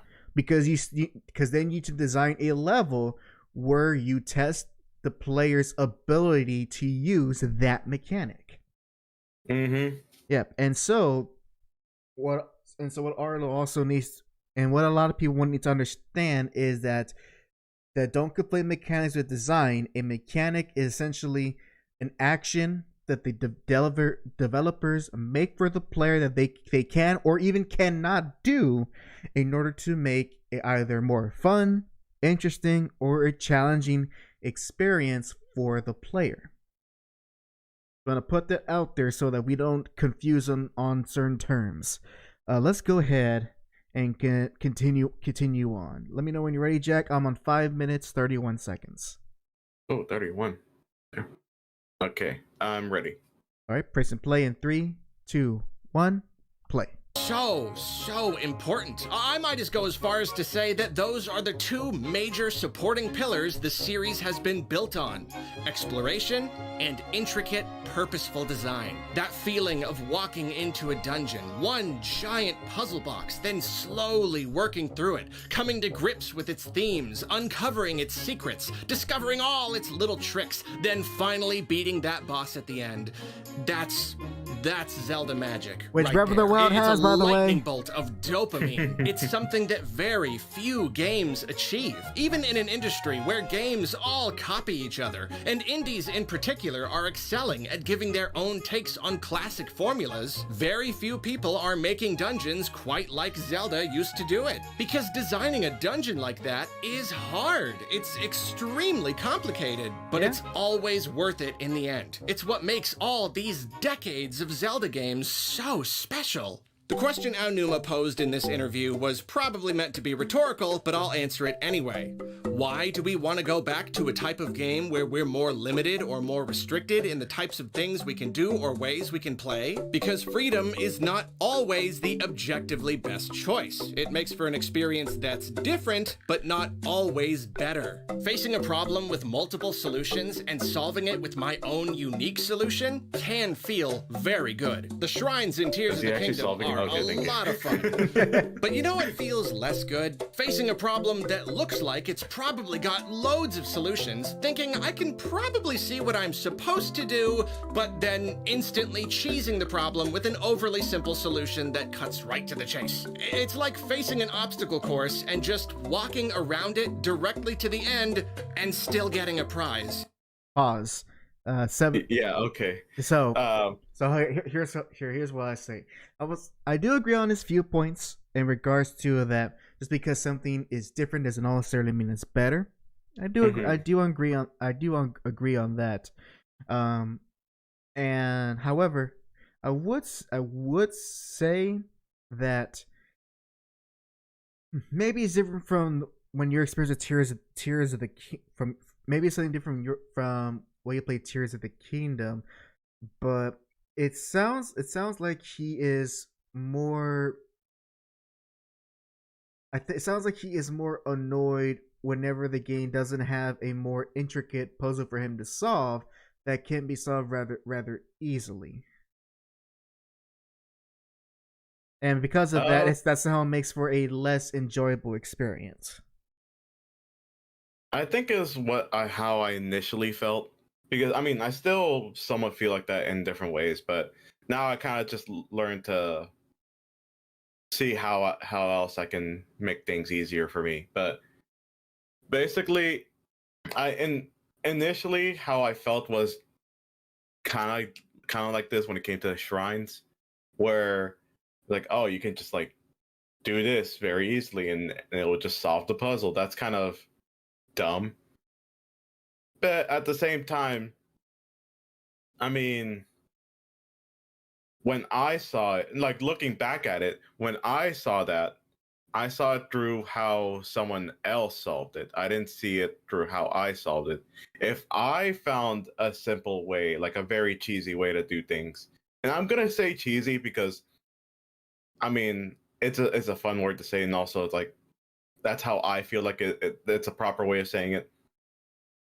If I found a cheesy way to solve a puzzle, I would be kind of proud of it too. And that would give me my aha moment, my eureka moment. So maybe it's out of like, in some ways, like a hidden way of feeling like you didn't solve it, you didn't find it out that way, and someone else did, or you just really want your life to be harder for no reason. Especially this I don't know if you're in the same part. It's 725. I'm around there. I'm just a second behind, but yeah, I'm there. Basically, with the fact that he's putting up a long bridge out of logs, that is not the easiest way to solve this. In fact, it's more time consuming, but it's funny. That's true. So maybe so you know what that kind of reminds me? It reminds me of, like, because when it comes to game design, one of the things that's also a big part of designing games is the psychology of the player and how different players will tackle situations. And there are very much people who would go through something that is monotonous or boring because they just get that tunnel vision, or they get into that mindset of this is how I'm supposed to solve it, and I'm not. And if I try to do it differently, somehow that makes it less rewarding. It's like it's kind of the same way of like whenever you go to work, where you try to somehow do the most you can within those hours you do work, even though because you think you get a bit better self satisfaction, despite the fact that you're gonna make the same amount of money regardless. Yeah, and that's why again I say that my thoughts initially are like right now have changed. I still feel that they're like not that great, but at the same time, I find enjoyment out of being able to see an easy way to solve it. Yeah, or better way and more to use what you always say, a more efficient way of solving it. Yeah, or a more contrarian way to solve it too. Like like what we see on screen. Yeah, that's literally, and that's more of a. I feel like this is more of a meme because everyone does it now. And again, as I say, this takes more time to just building a boat and floating down to where you need to go. That's something to think about, doesn't it? And you know what? And it's because of that, and because these games are not as I won't say rigid, structured, because they don't have more structured way to solve a puzzle in the manner that the designers want you to. What ends up happening is the same way of whenever you give kids toys, every kid's gonna play with that toy differently, and some of them may not even play with them as you're supposed to play with them. You know, it's more like this. Here, I'm gonna even add to your toy analogy. Okay. It's like when you give a baby one of them toys that have like different shapes on it. You expect that all babies will put the star inside the star-shaped hole. But no, there's gonna be that one baby that's like, where does this circle go into? That's right, the square hole. Oh, yep. Very much so. And sometimes it's literally just like you tell them, no, it goes in that hole. Like, I don't want it to go in that hole. I want it to go through this hole. Smack, and forcing it down. And that's an example of psychology of play, and then apply that now to Zelda, where you presume with older people, more developed minds. But of course, you know, people have their own ways of thinking, and so if anything, the way you tackle Breath of the Wild or Tears of the Kingdom kind of reflects how you problem solve in your head. And so if you're not a good problem solver, you're gonna have a more stressful time with these games. Man, which funny enough, that is actually number one, a much more clever design in developing the game, and as well, think about it, instead of the designer showing you or guiding you to the way they want you to solve it, they essentially give you all the tools that you need with all the necessary parts, and you're given the way to solve it any way you want, whether it's more time consuming or more efficient. It's like, you know, we can judge the way Arlo's making this bridge here, but the fact that the game allows him to even do this in the first place, when before he could have done, like in, let's say, Wind Waker, let's say this situation with Wind Waker, he probably would have gone to a little raft and used like the leaf item to use the sail to go across this, or simply get on the boat, and that really doesn't make for a more memorable or entertaining way to solve a puzzle, because you're getting on a boat and just riding along. While with here, you can do that, or you can make this cartoonish looking bridge. Exactly. So if anything, that's and we'll continue the video. But hey, the fact that those options are there is to me a net positive. Instead of these games it's being given you instead of these games showing you how to solve things, which done well is also rewarding in its own way. All right, let's continue on. I'm on. Let's see. We'll press play together since you're on 725. All right, and ready? Ready. All right, playing in 3, 2, 1, play. That feeling is rather deflating, and unfortunately, that's just something that comes with open-ended puzzles. You gain something, you lose something. Whereas linear puzzles, and indeed linear dungeons, those are problems that really need to be cracked. There is a huge satisfaction in figuring out what you have to do, in being led along through a sequence that has been expertly crafted to test you. But Aonuma can't see that? It's hard to believe he can't see it. He's an expert game designer. It sounds He's very the pompous. Zelda guy, but we have to tell him that there is merit to both formats? That the formula he's been working with for 30 years is still good? Oh my gosh, and don't even get me started on the second but the way you part say of his it's kind of quote. pompous. To suggest that the only reason people still enjoy linear Zelda is because of nostalgia? Oh. That hurts, man. I mean, he's breaking the first rule of mature disagreement 101. What? You have to acknowledge that different people like different things. Pause. That's literally what Aonuma did. He did acknowledge that people did enjoy how linear older Zelda games were, but also in regards to mature discussion, you have every right to disagree with someone's assertion. I think also that one sentence that's kind of unneeded, the whole, but I do understand that desire we have for nostalgia kind of like lowers. Well, that's only because we're given negative connotation to the word nostalgia, even though he is correct. Well, he does correct, but he does have what's the word I'm looking for? I do understand why he would say that, especially with all things Zelda. I mean, heck, there are Zelda. I'll put it this way: there are Zelda fans who will call themselves Zelda fans, but wouldn't touch anything after A Link to the Past. Okay, yeah. So those. So even then, like, I don't know if the people saying like the word nostalgia itself is negative. It just sounds, the way it's structured in this sentence does sound like as he's saying, and also the only reason why people enjoy these games is because of the nostalgia. Well, hold on. Let me look at that quote one more time.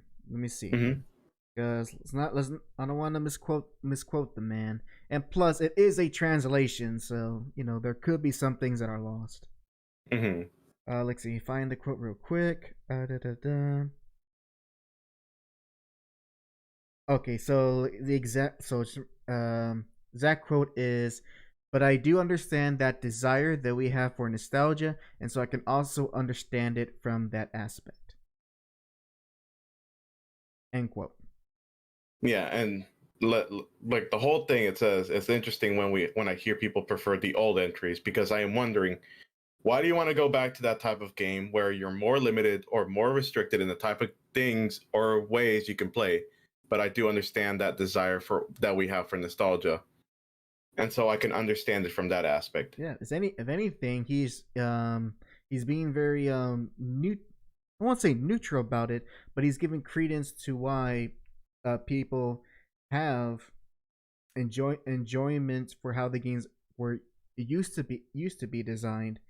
And at the same time, we also get credit that he is an older man, and as well, that he is a designer. And so one thing I would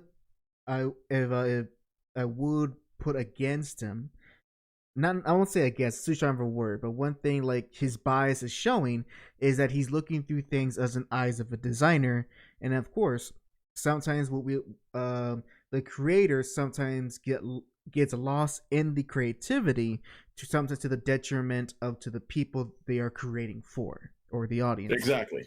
Yeah, so you can also see it from that perspective.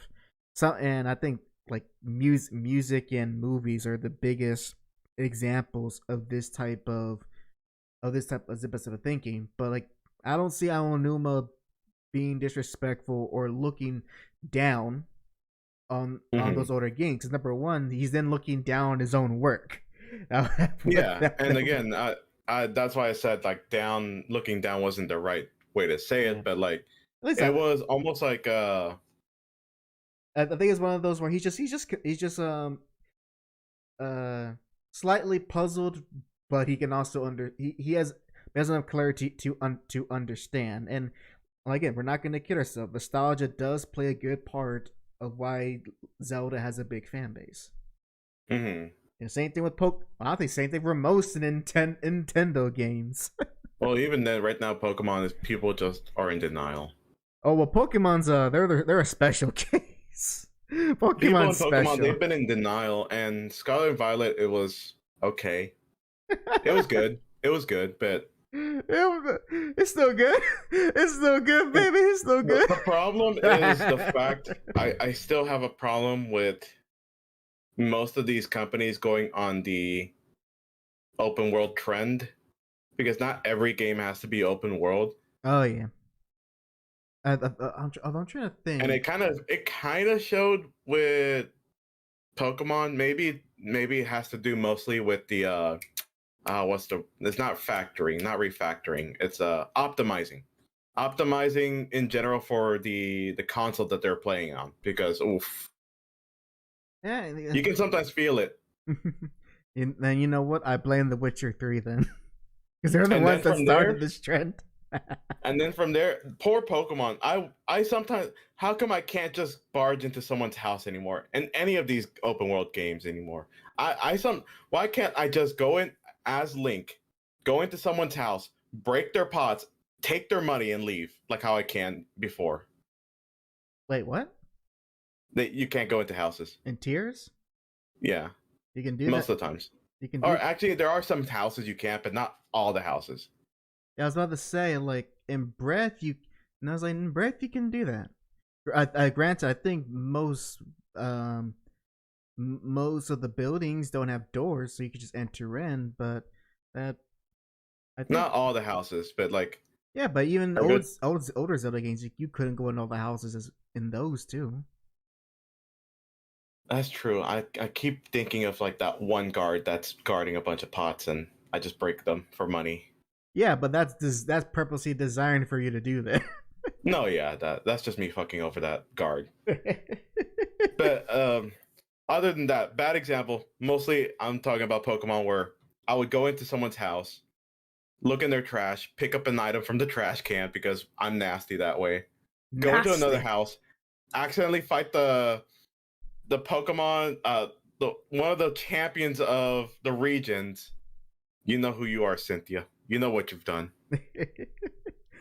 All right, so I'm back on Marlo now. On Arlo, not Marlo. Marlo. Marlo's someone different. All right, so now we're establishing what, as poorly he's weighing, where I am understanding that okay, he is, he's okay. How do I put this? Arlo is trying to I don't think needs defending, because it's the quality speaks for itself, but he's trying to defend the position of how the older Zelda games, the way they're designed, are just as good as with Breath of the Wild and Tears of the Kingdom. So that is his argument. However, I think he's conveying it poorly by conflating words and terms, especially when he keeps saying design. It's really bugging me, but you know, I've already said about that. And as well, I think he's also putting more negative connotation to that Aonuma quote than there really is there. From at least from the way Arlo is arguing about it. Especially when he's trying to especially when he brought up the mature, was it yeah, that one was kind of like I was like, wait, what? Like him also trying to jab at him for no reason. Yeah, I was like, but Aonuma is being mature. He's actually being very mature. What the heck are you talking about? And also, a Muppet should be the last thing saying about being mature. That's just Kermit, but you're not Kermit. All right. Hey, don't most Muppets curse though? Back then, not much anymore because of the of the mouse. Think of the children. All right. I'm at 8 minutes and 29 seconds. I'm at 31 seconds. So let me go back. Okay, ready. All right, playing in 3, 2, 1, play. You don't try to invalidate an opposing opinion simply because you don't share that opinion. But to suggest that some people prefer this other, completely different design style simply because of nostalgia, because it's what they're used to, that is an overwhelmingly ignorant stance to take. I don't think you have to be an expert game designer to see that such a stance is objectively false. This new Zelda formula is almost completely different from what came before it. Clearly, they were doing something right with those old games, or Zelda wouldn't even be what it is today. New Zelda does not replace old Zelda. It is not just better. The two Zeldas are simply different. Again, why do we have to tell him that? That should be common knowledge. It's obvious. Anyone interested in game design? I'm at 9:18. All right, yeah, I don't know why I didn't pause. Anyways, all right, it's paused now. Okay, so I also back to the quote. He was also he was also speaking in terms of general design, not specifically to what he to breath or tears. So also, what is also I'm getting out of this is that a little bit of that, because I was even critical because he had that designer's perspective, which Arlo is not recognizing. If you notice, he's not playing a little bit of devil's advocate. Okay, okay, it's more like, okay, go ahead first. You go first. Yeah, because I was in the train of thought. I think it's more. It'll be like, regards to the quote, I think it's more the sense of, okay, that almost is. I think he's just more confused of how you want how players just want things that are a bit more rigid and structured, and some things that are more open. So again, going back to that thing, and I think Arlo is being a little bit hyperbolic with it, because to the point that he's even insinuating that Onuma doesn't understand his own game series, which I think is that's a bit of a. To me, I find that a little bit harsh. I think the man knows what he's talking about. I'm not getting a sense of that he's lost somehow what made Zelda good. It's just more so that he's now found a way to make the Zelda games, which even Arlo said that one of the characteristics of a Zelda game is exploration and the feeling of accomplishing a task or a problem. And it's just so that because of limitations of the hardware and software, during the past, they had to design it that way. They had to design those games the way they did to accomplish that. But now that hardware is much more improved, and they have more tools at disposal to design these games, they can now fully flesh out they can fully flesh out how essentially Miyamoto envisioned that original Zelda game. But go ahead, you have some thoughts. Here's the thing. I feel like both sides have their points, because as I said before, when I mentioned about the whole thing, that sentence of nostalgia, and that's why I was saying that the way it was said almost sounded like as if he was invalidating, like how Arlo says, invalidating the feelings of the players. But I also understand that how you said it, like, if he's thinking about it through the eyes of a game designer, which of course he's going to naturally do because he is a game designer, he doesn't see the way how he said it as that way, as invalidating. He is seeing it as in, no, I understand how you feel.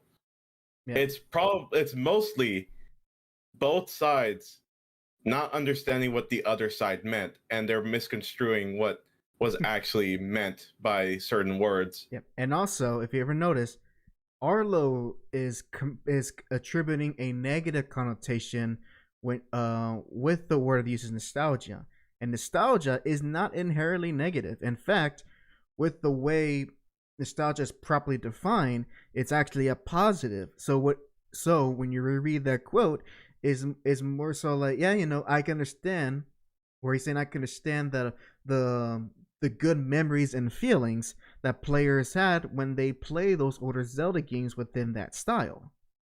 And again, that's probably like that's again also a thing of like losing in translation probably. But also the thing is, because remember he said the quote before even saying any sort of opinion on it.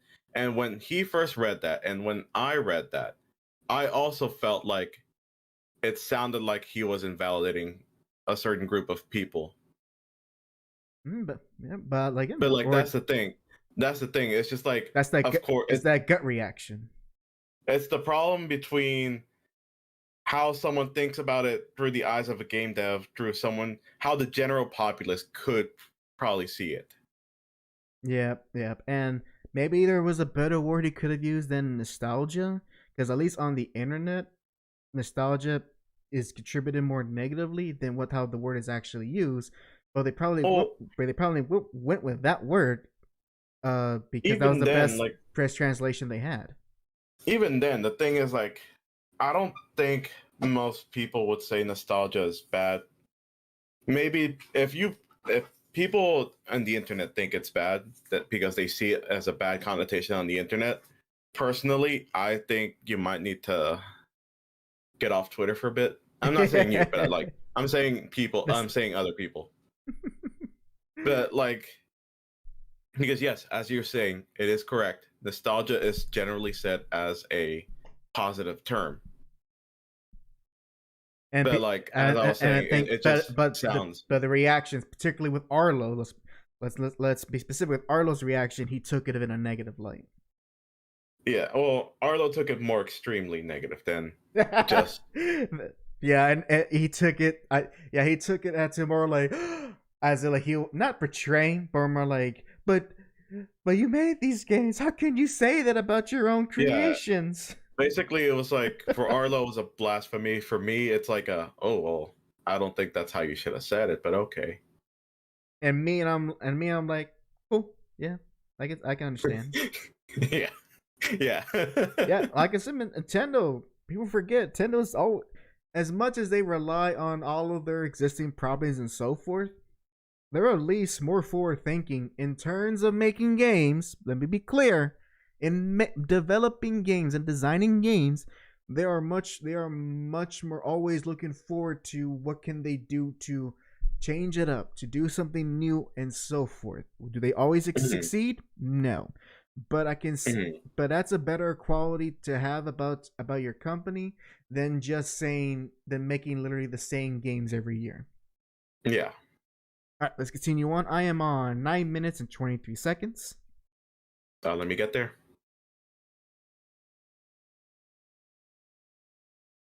All right. Ready. Playing in 3, 2, 1.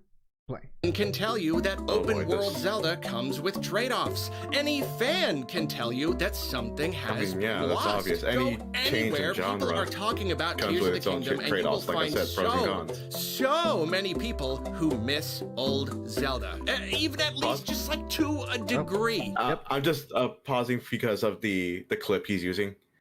That's the same clip that he was using or not the same clip, but the same area. Remember when he was talking about how the dungeons were, do this, open this, turn that on. Yep. This is literally that one of those areas, and you're trying to change the water levels and do your own thing. How come he didn't show this? Yes, because it didn't go with his narrative. Okay, we can go on.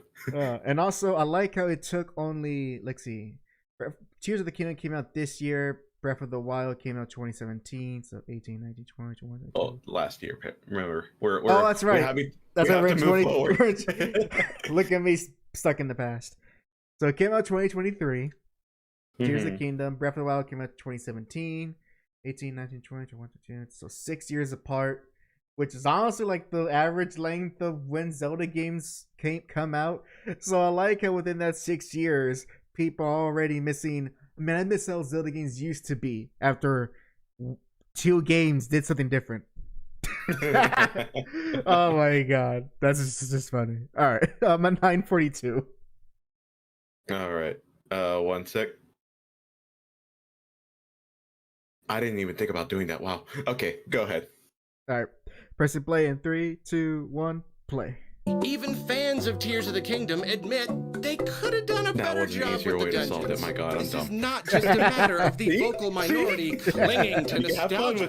Across the board, you will find people who are begging for at least some traditional linear design to make a return. But Aonuma apparently doesn't see that. He sees no value in the old formula when he's got the new one to work on. And here's the thing about this. This is especially disappointing coming from him. It's no secret that I've got beef with some of the people at he Nintendo. got beef. The company is full of geniuses, but a lot of them seem to be in the dark really alley with him. disconnected from their fans and intent on following their flights of fancy even when facing huge criticism, sometimes doubling or even tripling down on bad ideas. But Aonuma, he's always been one of the good ones in my eyes. Pause. Okay, now it's just turning. Now this is turning to like he feels betrayed. Like this is what it is. Also, you can take this out of context to make him sound racist. A little bit, but he was one of the good ones. Oh my god! But they're right there. I can now I'm starting to understand more. Not the racist part, but the fact that Arlo, he really had. You know, it's kind of funny how he has so much emotional attachment to a person he will never meet in his life. Yeah. Which is something I've only seen not with only Nintendo fans, but majority of Nintendo fans. And I understand it. People, when we see these creators and these developers, as fans, we sometimes get into the awful habit of deifying them or see them bigger than life or that they can make no mistakes. And but then when they do something that you don't agree with or make a decision that you're like, why would you do that? The answer is obvious. Twitter mentality. Yeah. So if anything, what this video is Arlo again emotionally betrayed that Aonuma has in working on these games for many years has different thoughts about where Zelda is now than Zelda back then. Yeah. As like whether it doesn't matter if you agree or disagree with the man, that's really what it's all about.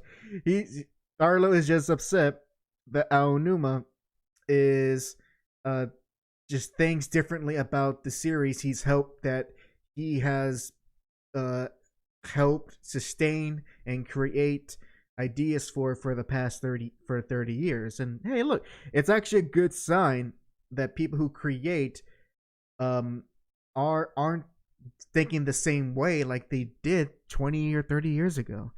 Even then, what if this was the true path for Zelda in general? Like as we were stating before. Yeah, I mean, maybe in terms of like when you look at the numbers, I mean, I can't say this with absolute certain, but Breath of the Wild and with Tears, these are like actually one of the bigger, more successful releases of Zelda. And like that's the thing, like what if his true envisionment of Zelda was to have it like this? And even then, most likely this is not what he would probably truly envision. Maybe there's more stuff that he wants to add in. But like, we'll never know until we see for future games. Mm-hmm. Or when someone inevitably takes over as the lead developer. Because I know, I mean, like literally how it's always been the game designer's Achilles heel of promising too much and not being able to do it again, either because of technology or through your own skills. You just can't. But it'll pay off eventually when you get to that point. And I'm pretty sure this is this man's career and point where he's like, I'm finally seeing what I envision come to fruition. Yep, especially since when you because you got always remember the day Nintendo is a business, and and with Breath of the Wild, it was pretty much a risky move on Nintendo's newest console and the Wii U to show like, hey, look, we can do more with Zelda besides just make it look pretty,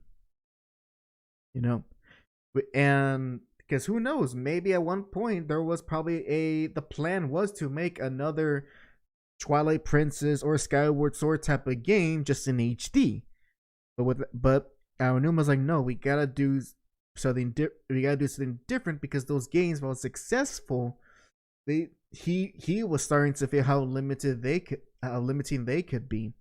Heck, using another Nintendo series as an example, the Mario games.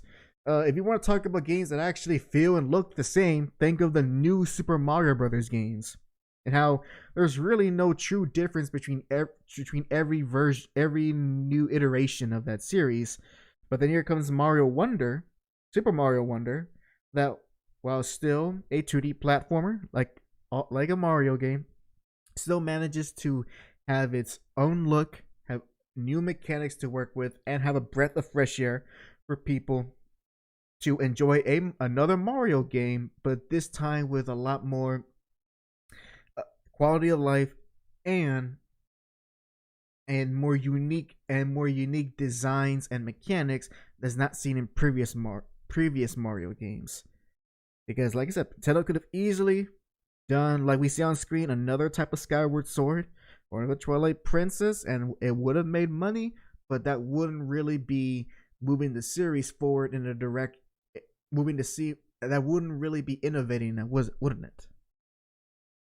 And I think that's just like that's the difference between the Japanese game design to the Western. At least when it comes to Western, it seems to be playing it safe.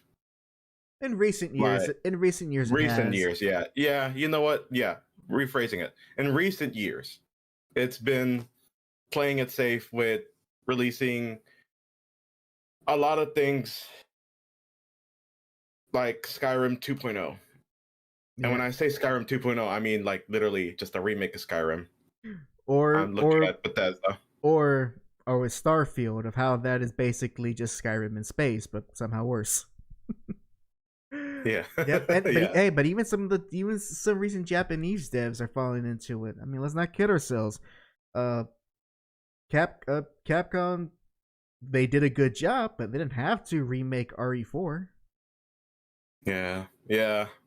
And we're going through the remake era. Yep, and Square Enix, heck, as much as they hyped up Final Fantasy 16 and that game did pretty well, what's the Final Fantasy game people still care about? Oh, it's the one with the number 7 with all the pretty boys and girls. You know what I think also would have helped? This is just because my brother was very disappointed in it. In 7? It was the fact that the game was not on Steam. Which one? 16? Yeah, it was it was an Epic Games exclusive, so give it some time. Hopefully. But even then, you know how it is with most companies. They want to see the initial numbers. I mean, I don't blame them because those initial numbers are important. That is true. But like that's the thing, like who knows? Maybe if 16 was not exclusively on the Epic Game Store, it could have done better. We'll never know. On PC, you mean? Because it is on PC. Because it is also on the major consoles. That is also true. Yeah, and as well, I will think that probably most Final Fantasy players at least play those games on console. But there's no numbers for me to cite, so I don't know how much of those people who play those games are majority PC or majority console players. Even then, I mean, it's really just my brother's word against a lot of things, because of course you know my brother, Mr. Real-time action. Oh yeah. All right, let's continue. Let's continue with this video. I'm at 10 minutes 39 seconds. Let's see if we can finish this out and end the stream.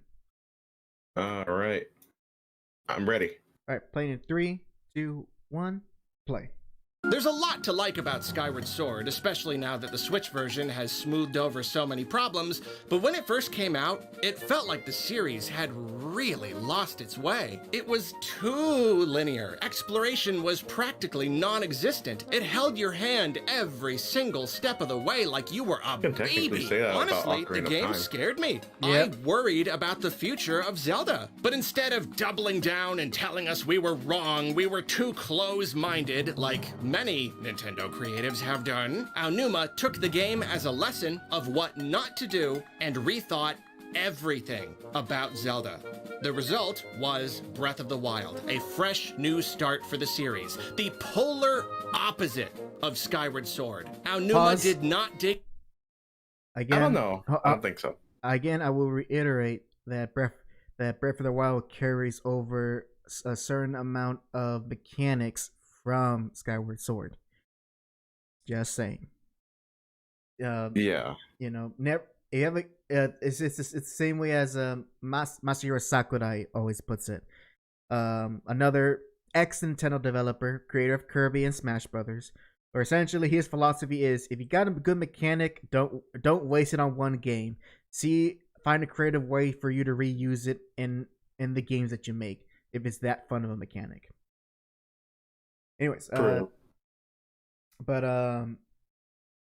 so here is what we're going through, like I guess you could say the established narrative of how we got to Breath of the Wild because of Skyward Sword, and all these always things about these things what Arlo's talking about, you have a grain of salt, is that unless we got word from like an official, like from the developers themselves, what he's saying here is not really a fact. It's just more so the audience perspective. They assume that because of Skyward Sword's flaws, that's what led to the development team to change gears how the next Zelda game. Could that be true? Maybe. Do we know for certain? No. So Arlo can't really definitively say it's because of Skyward Sword that Breath of the Wild is how we got to it.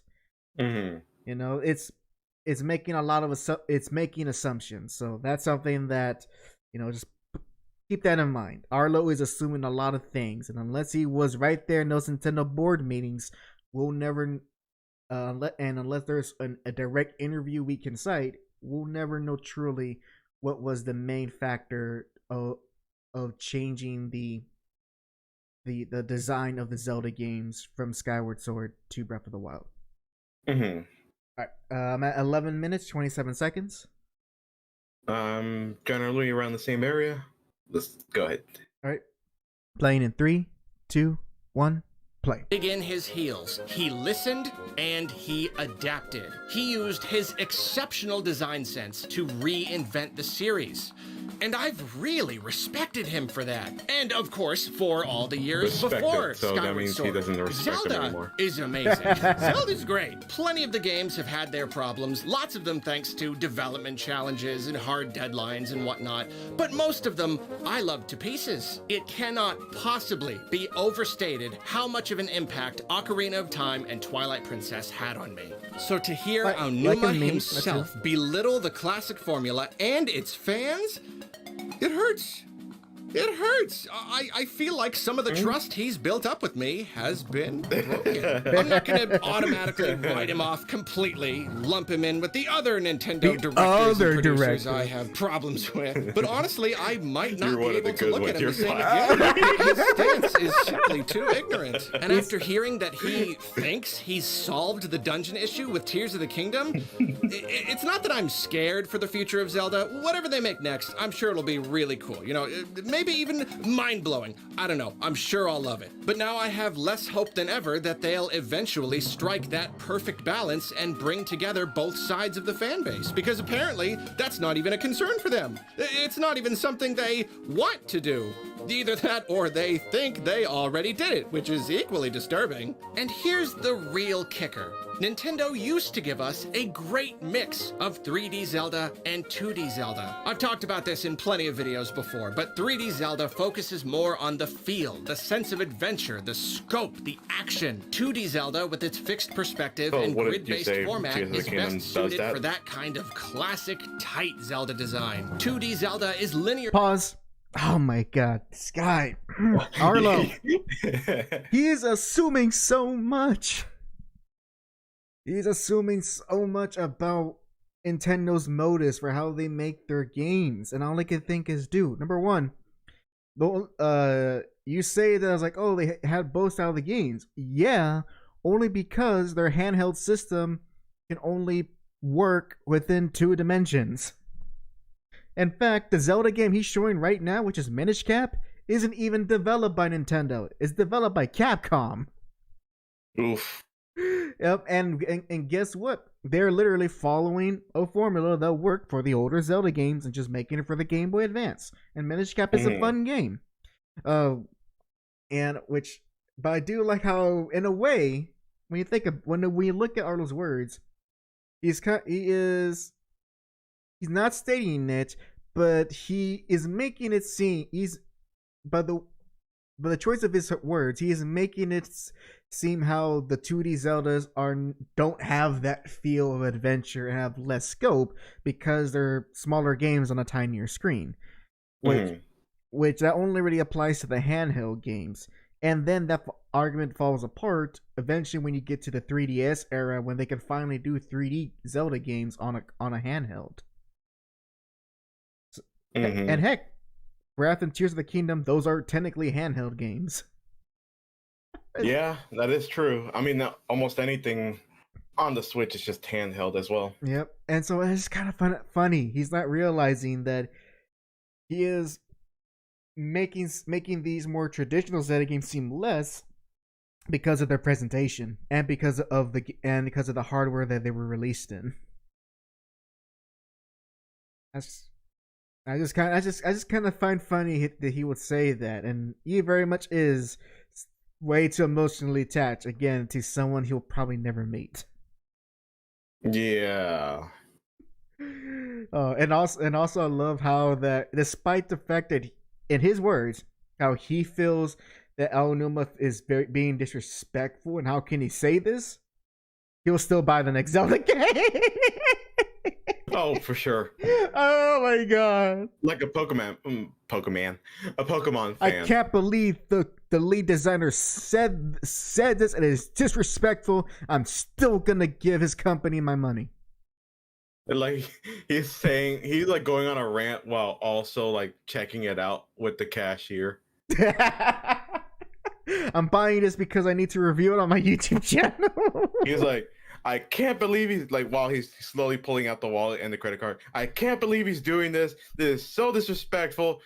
How could someone that with 20 years of game design is already going to his vehicle and starting to drive off to his house?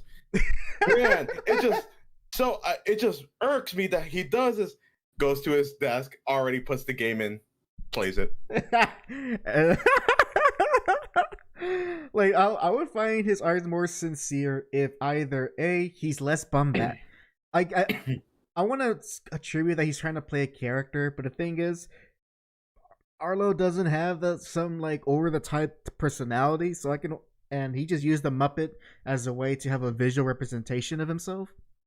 So really, all I can think is just that. Yeah, I was like, These are just his honest thoughts, and really is it's just a Zelda fanboy just crying. That's really what it is.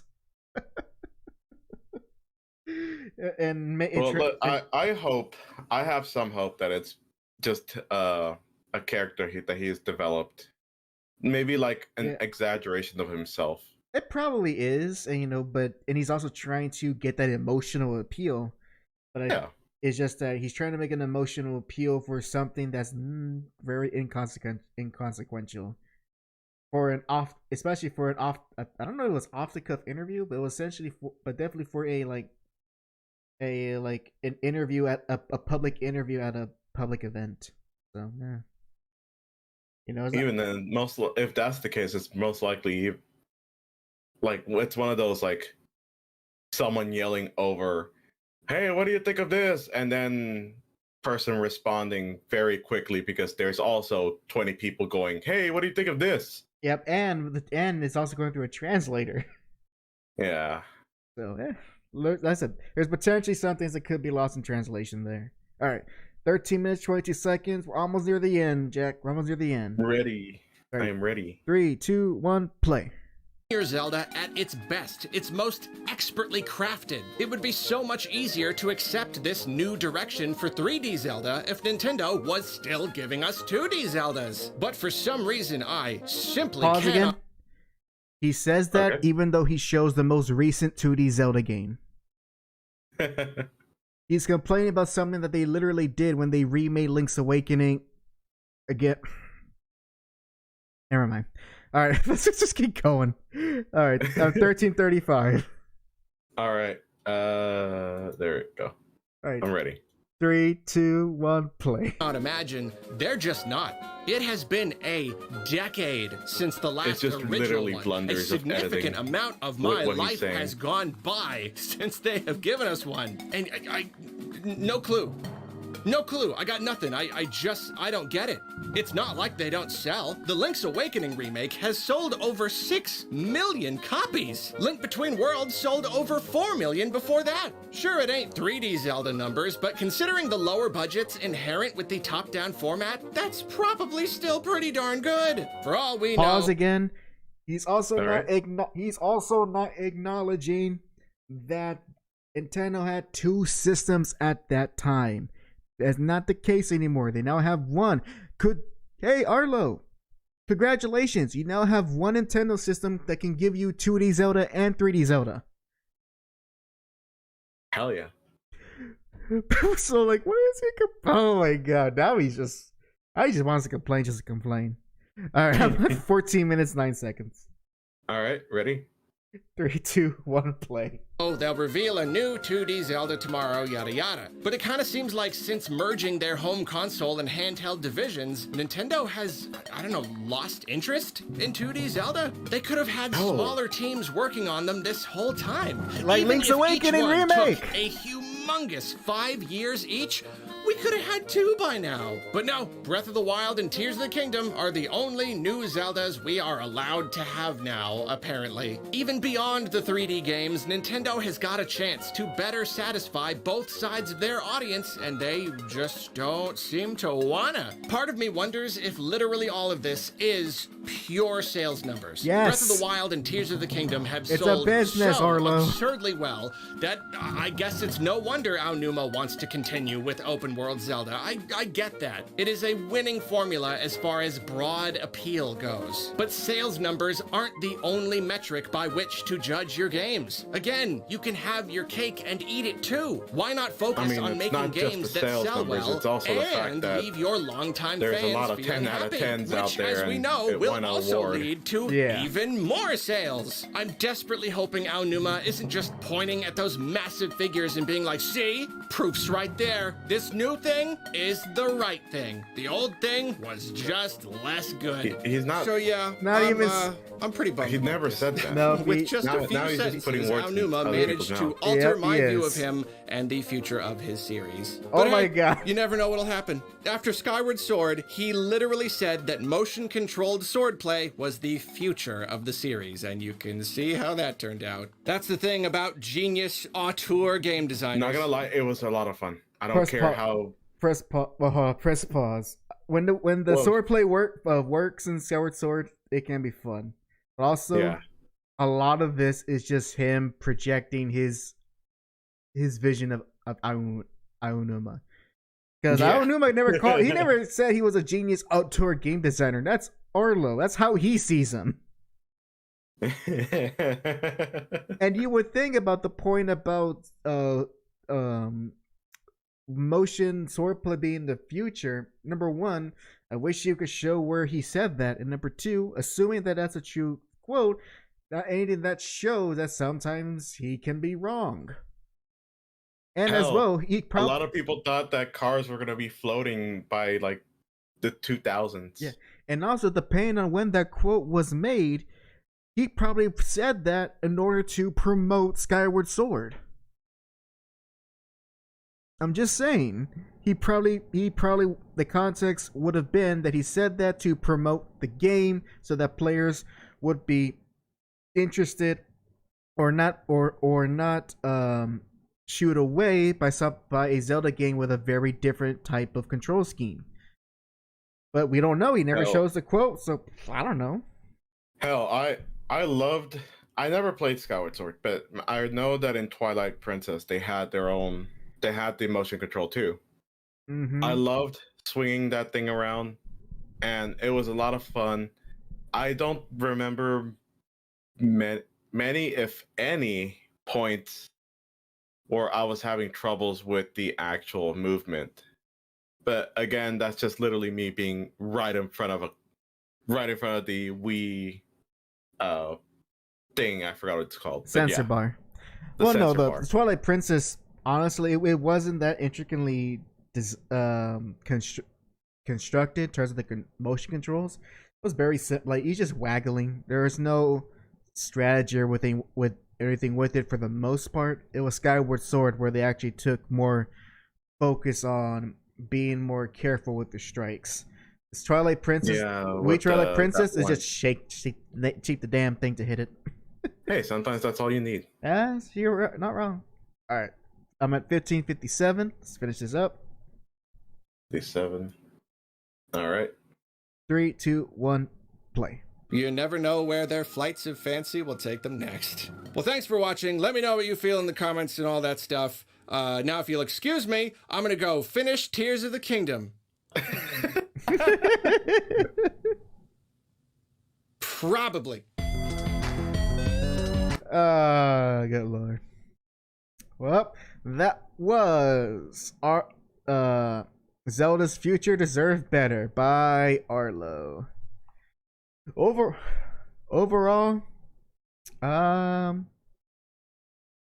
6 out of 10 needs more needs more cowbell. Needs more cowbell. But no. Honestly, I think it really is just like watching all of this is really. Oh my god, this is the worst comment I've ever seen on his. Oh, what does it say? On his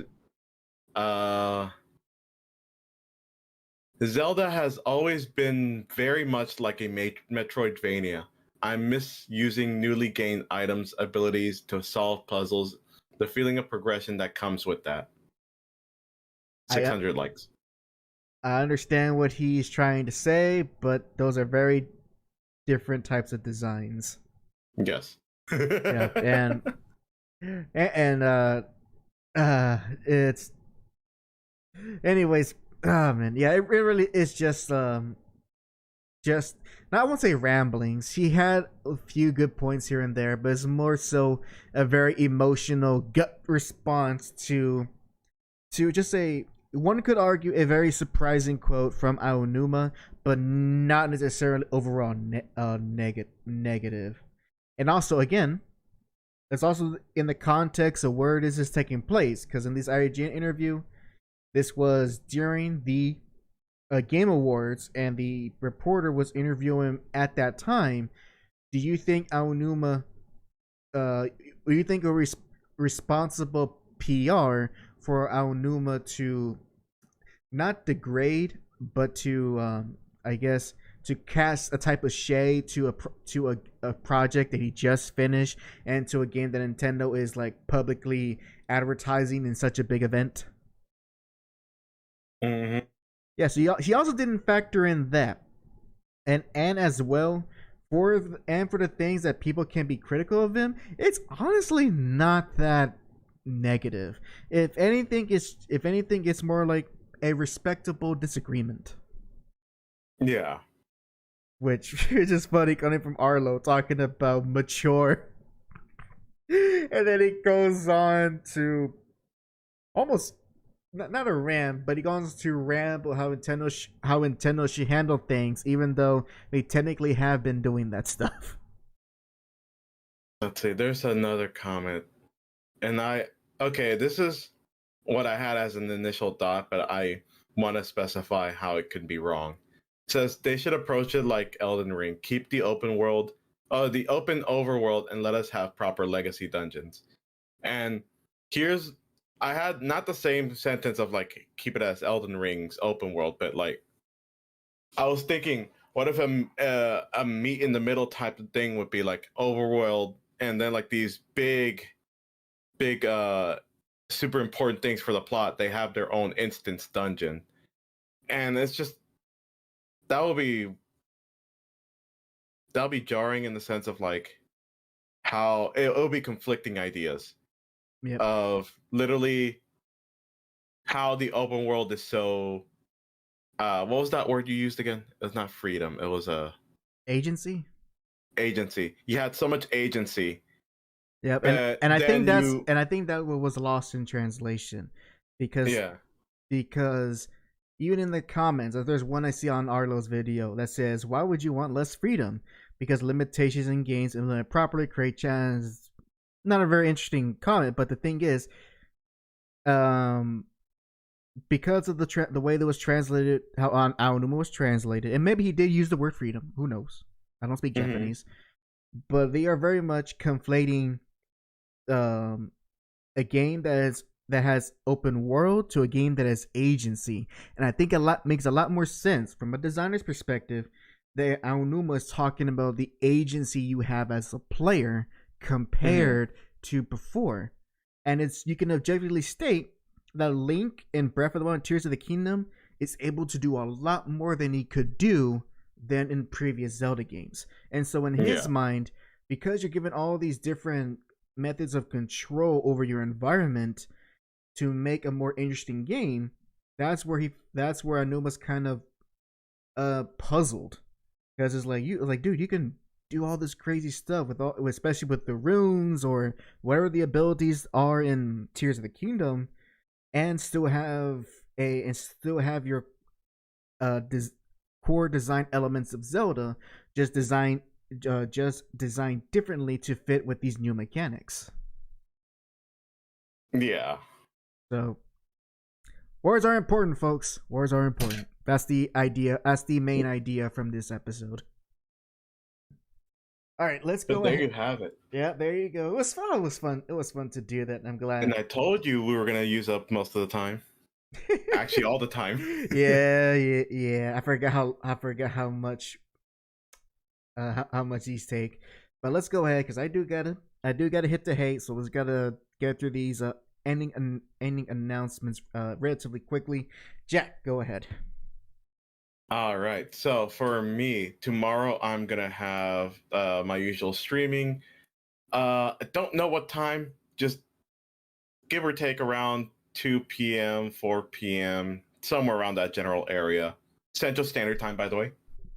I think I'm just gonna be relaxing for that one, playing a different game. And anything for the week? I'll let y'all know. By the way, after I'm done discussing the schedule with HAC, I'll let y'all know how my schedule will be. Oh, there you go. Alrighty then. So I'll make this. I'll try to go through this quickly. Made some progress with the Saint Seiya video, and I have I've tweeted about this, but I want to state it here live that I'm going to make a better effort to be a better to release more quality videos for this year, especially compared to last year, which was abysmal. It was abysmal. And so I won't say the date, but I've already made myself okay. I'm going to release the Saint Seiya video sometime in January, and I'm gonna make sure that happens. Putting that responsibility on my end to get things done, and I do want to make a better effort to also have a more presence here, also with the live streams. Which luckily, I'm happy to announce that I will be bringing back HAC's Chill Streams and HAC's Comic Book Club for this month. I won't be doing solo streams every week, but I will be doing at least 2 streams per month. It's just the amount of time that my schedule can allow me to do the content that I used to do back then.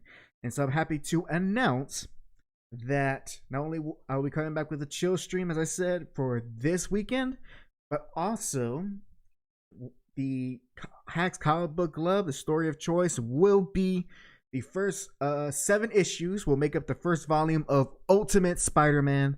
So it'll be fun to go back to discussing comics in depth, especially with a comic that had a lot of big influence on our favorite arachnid hero, both positive and negative.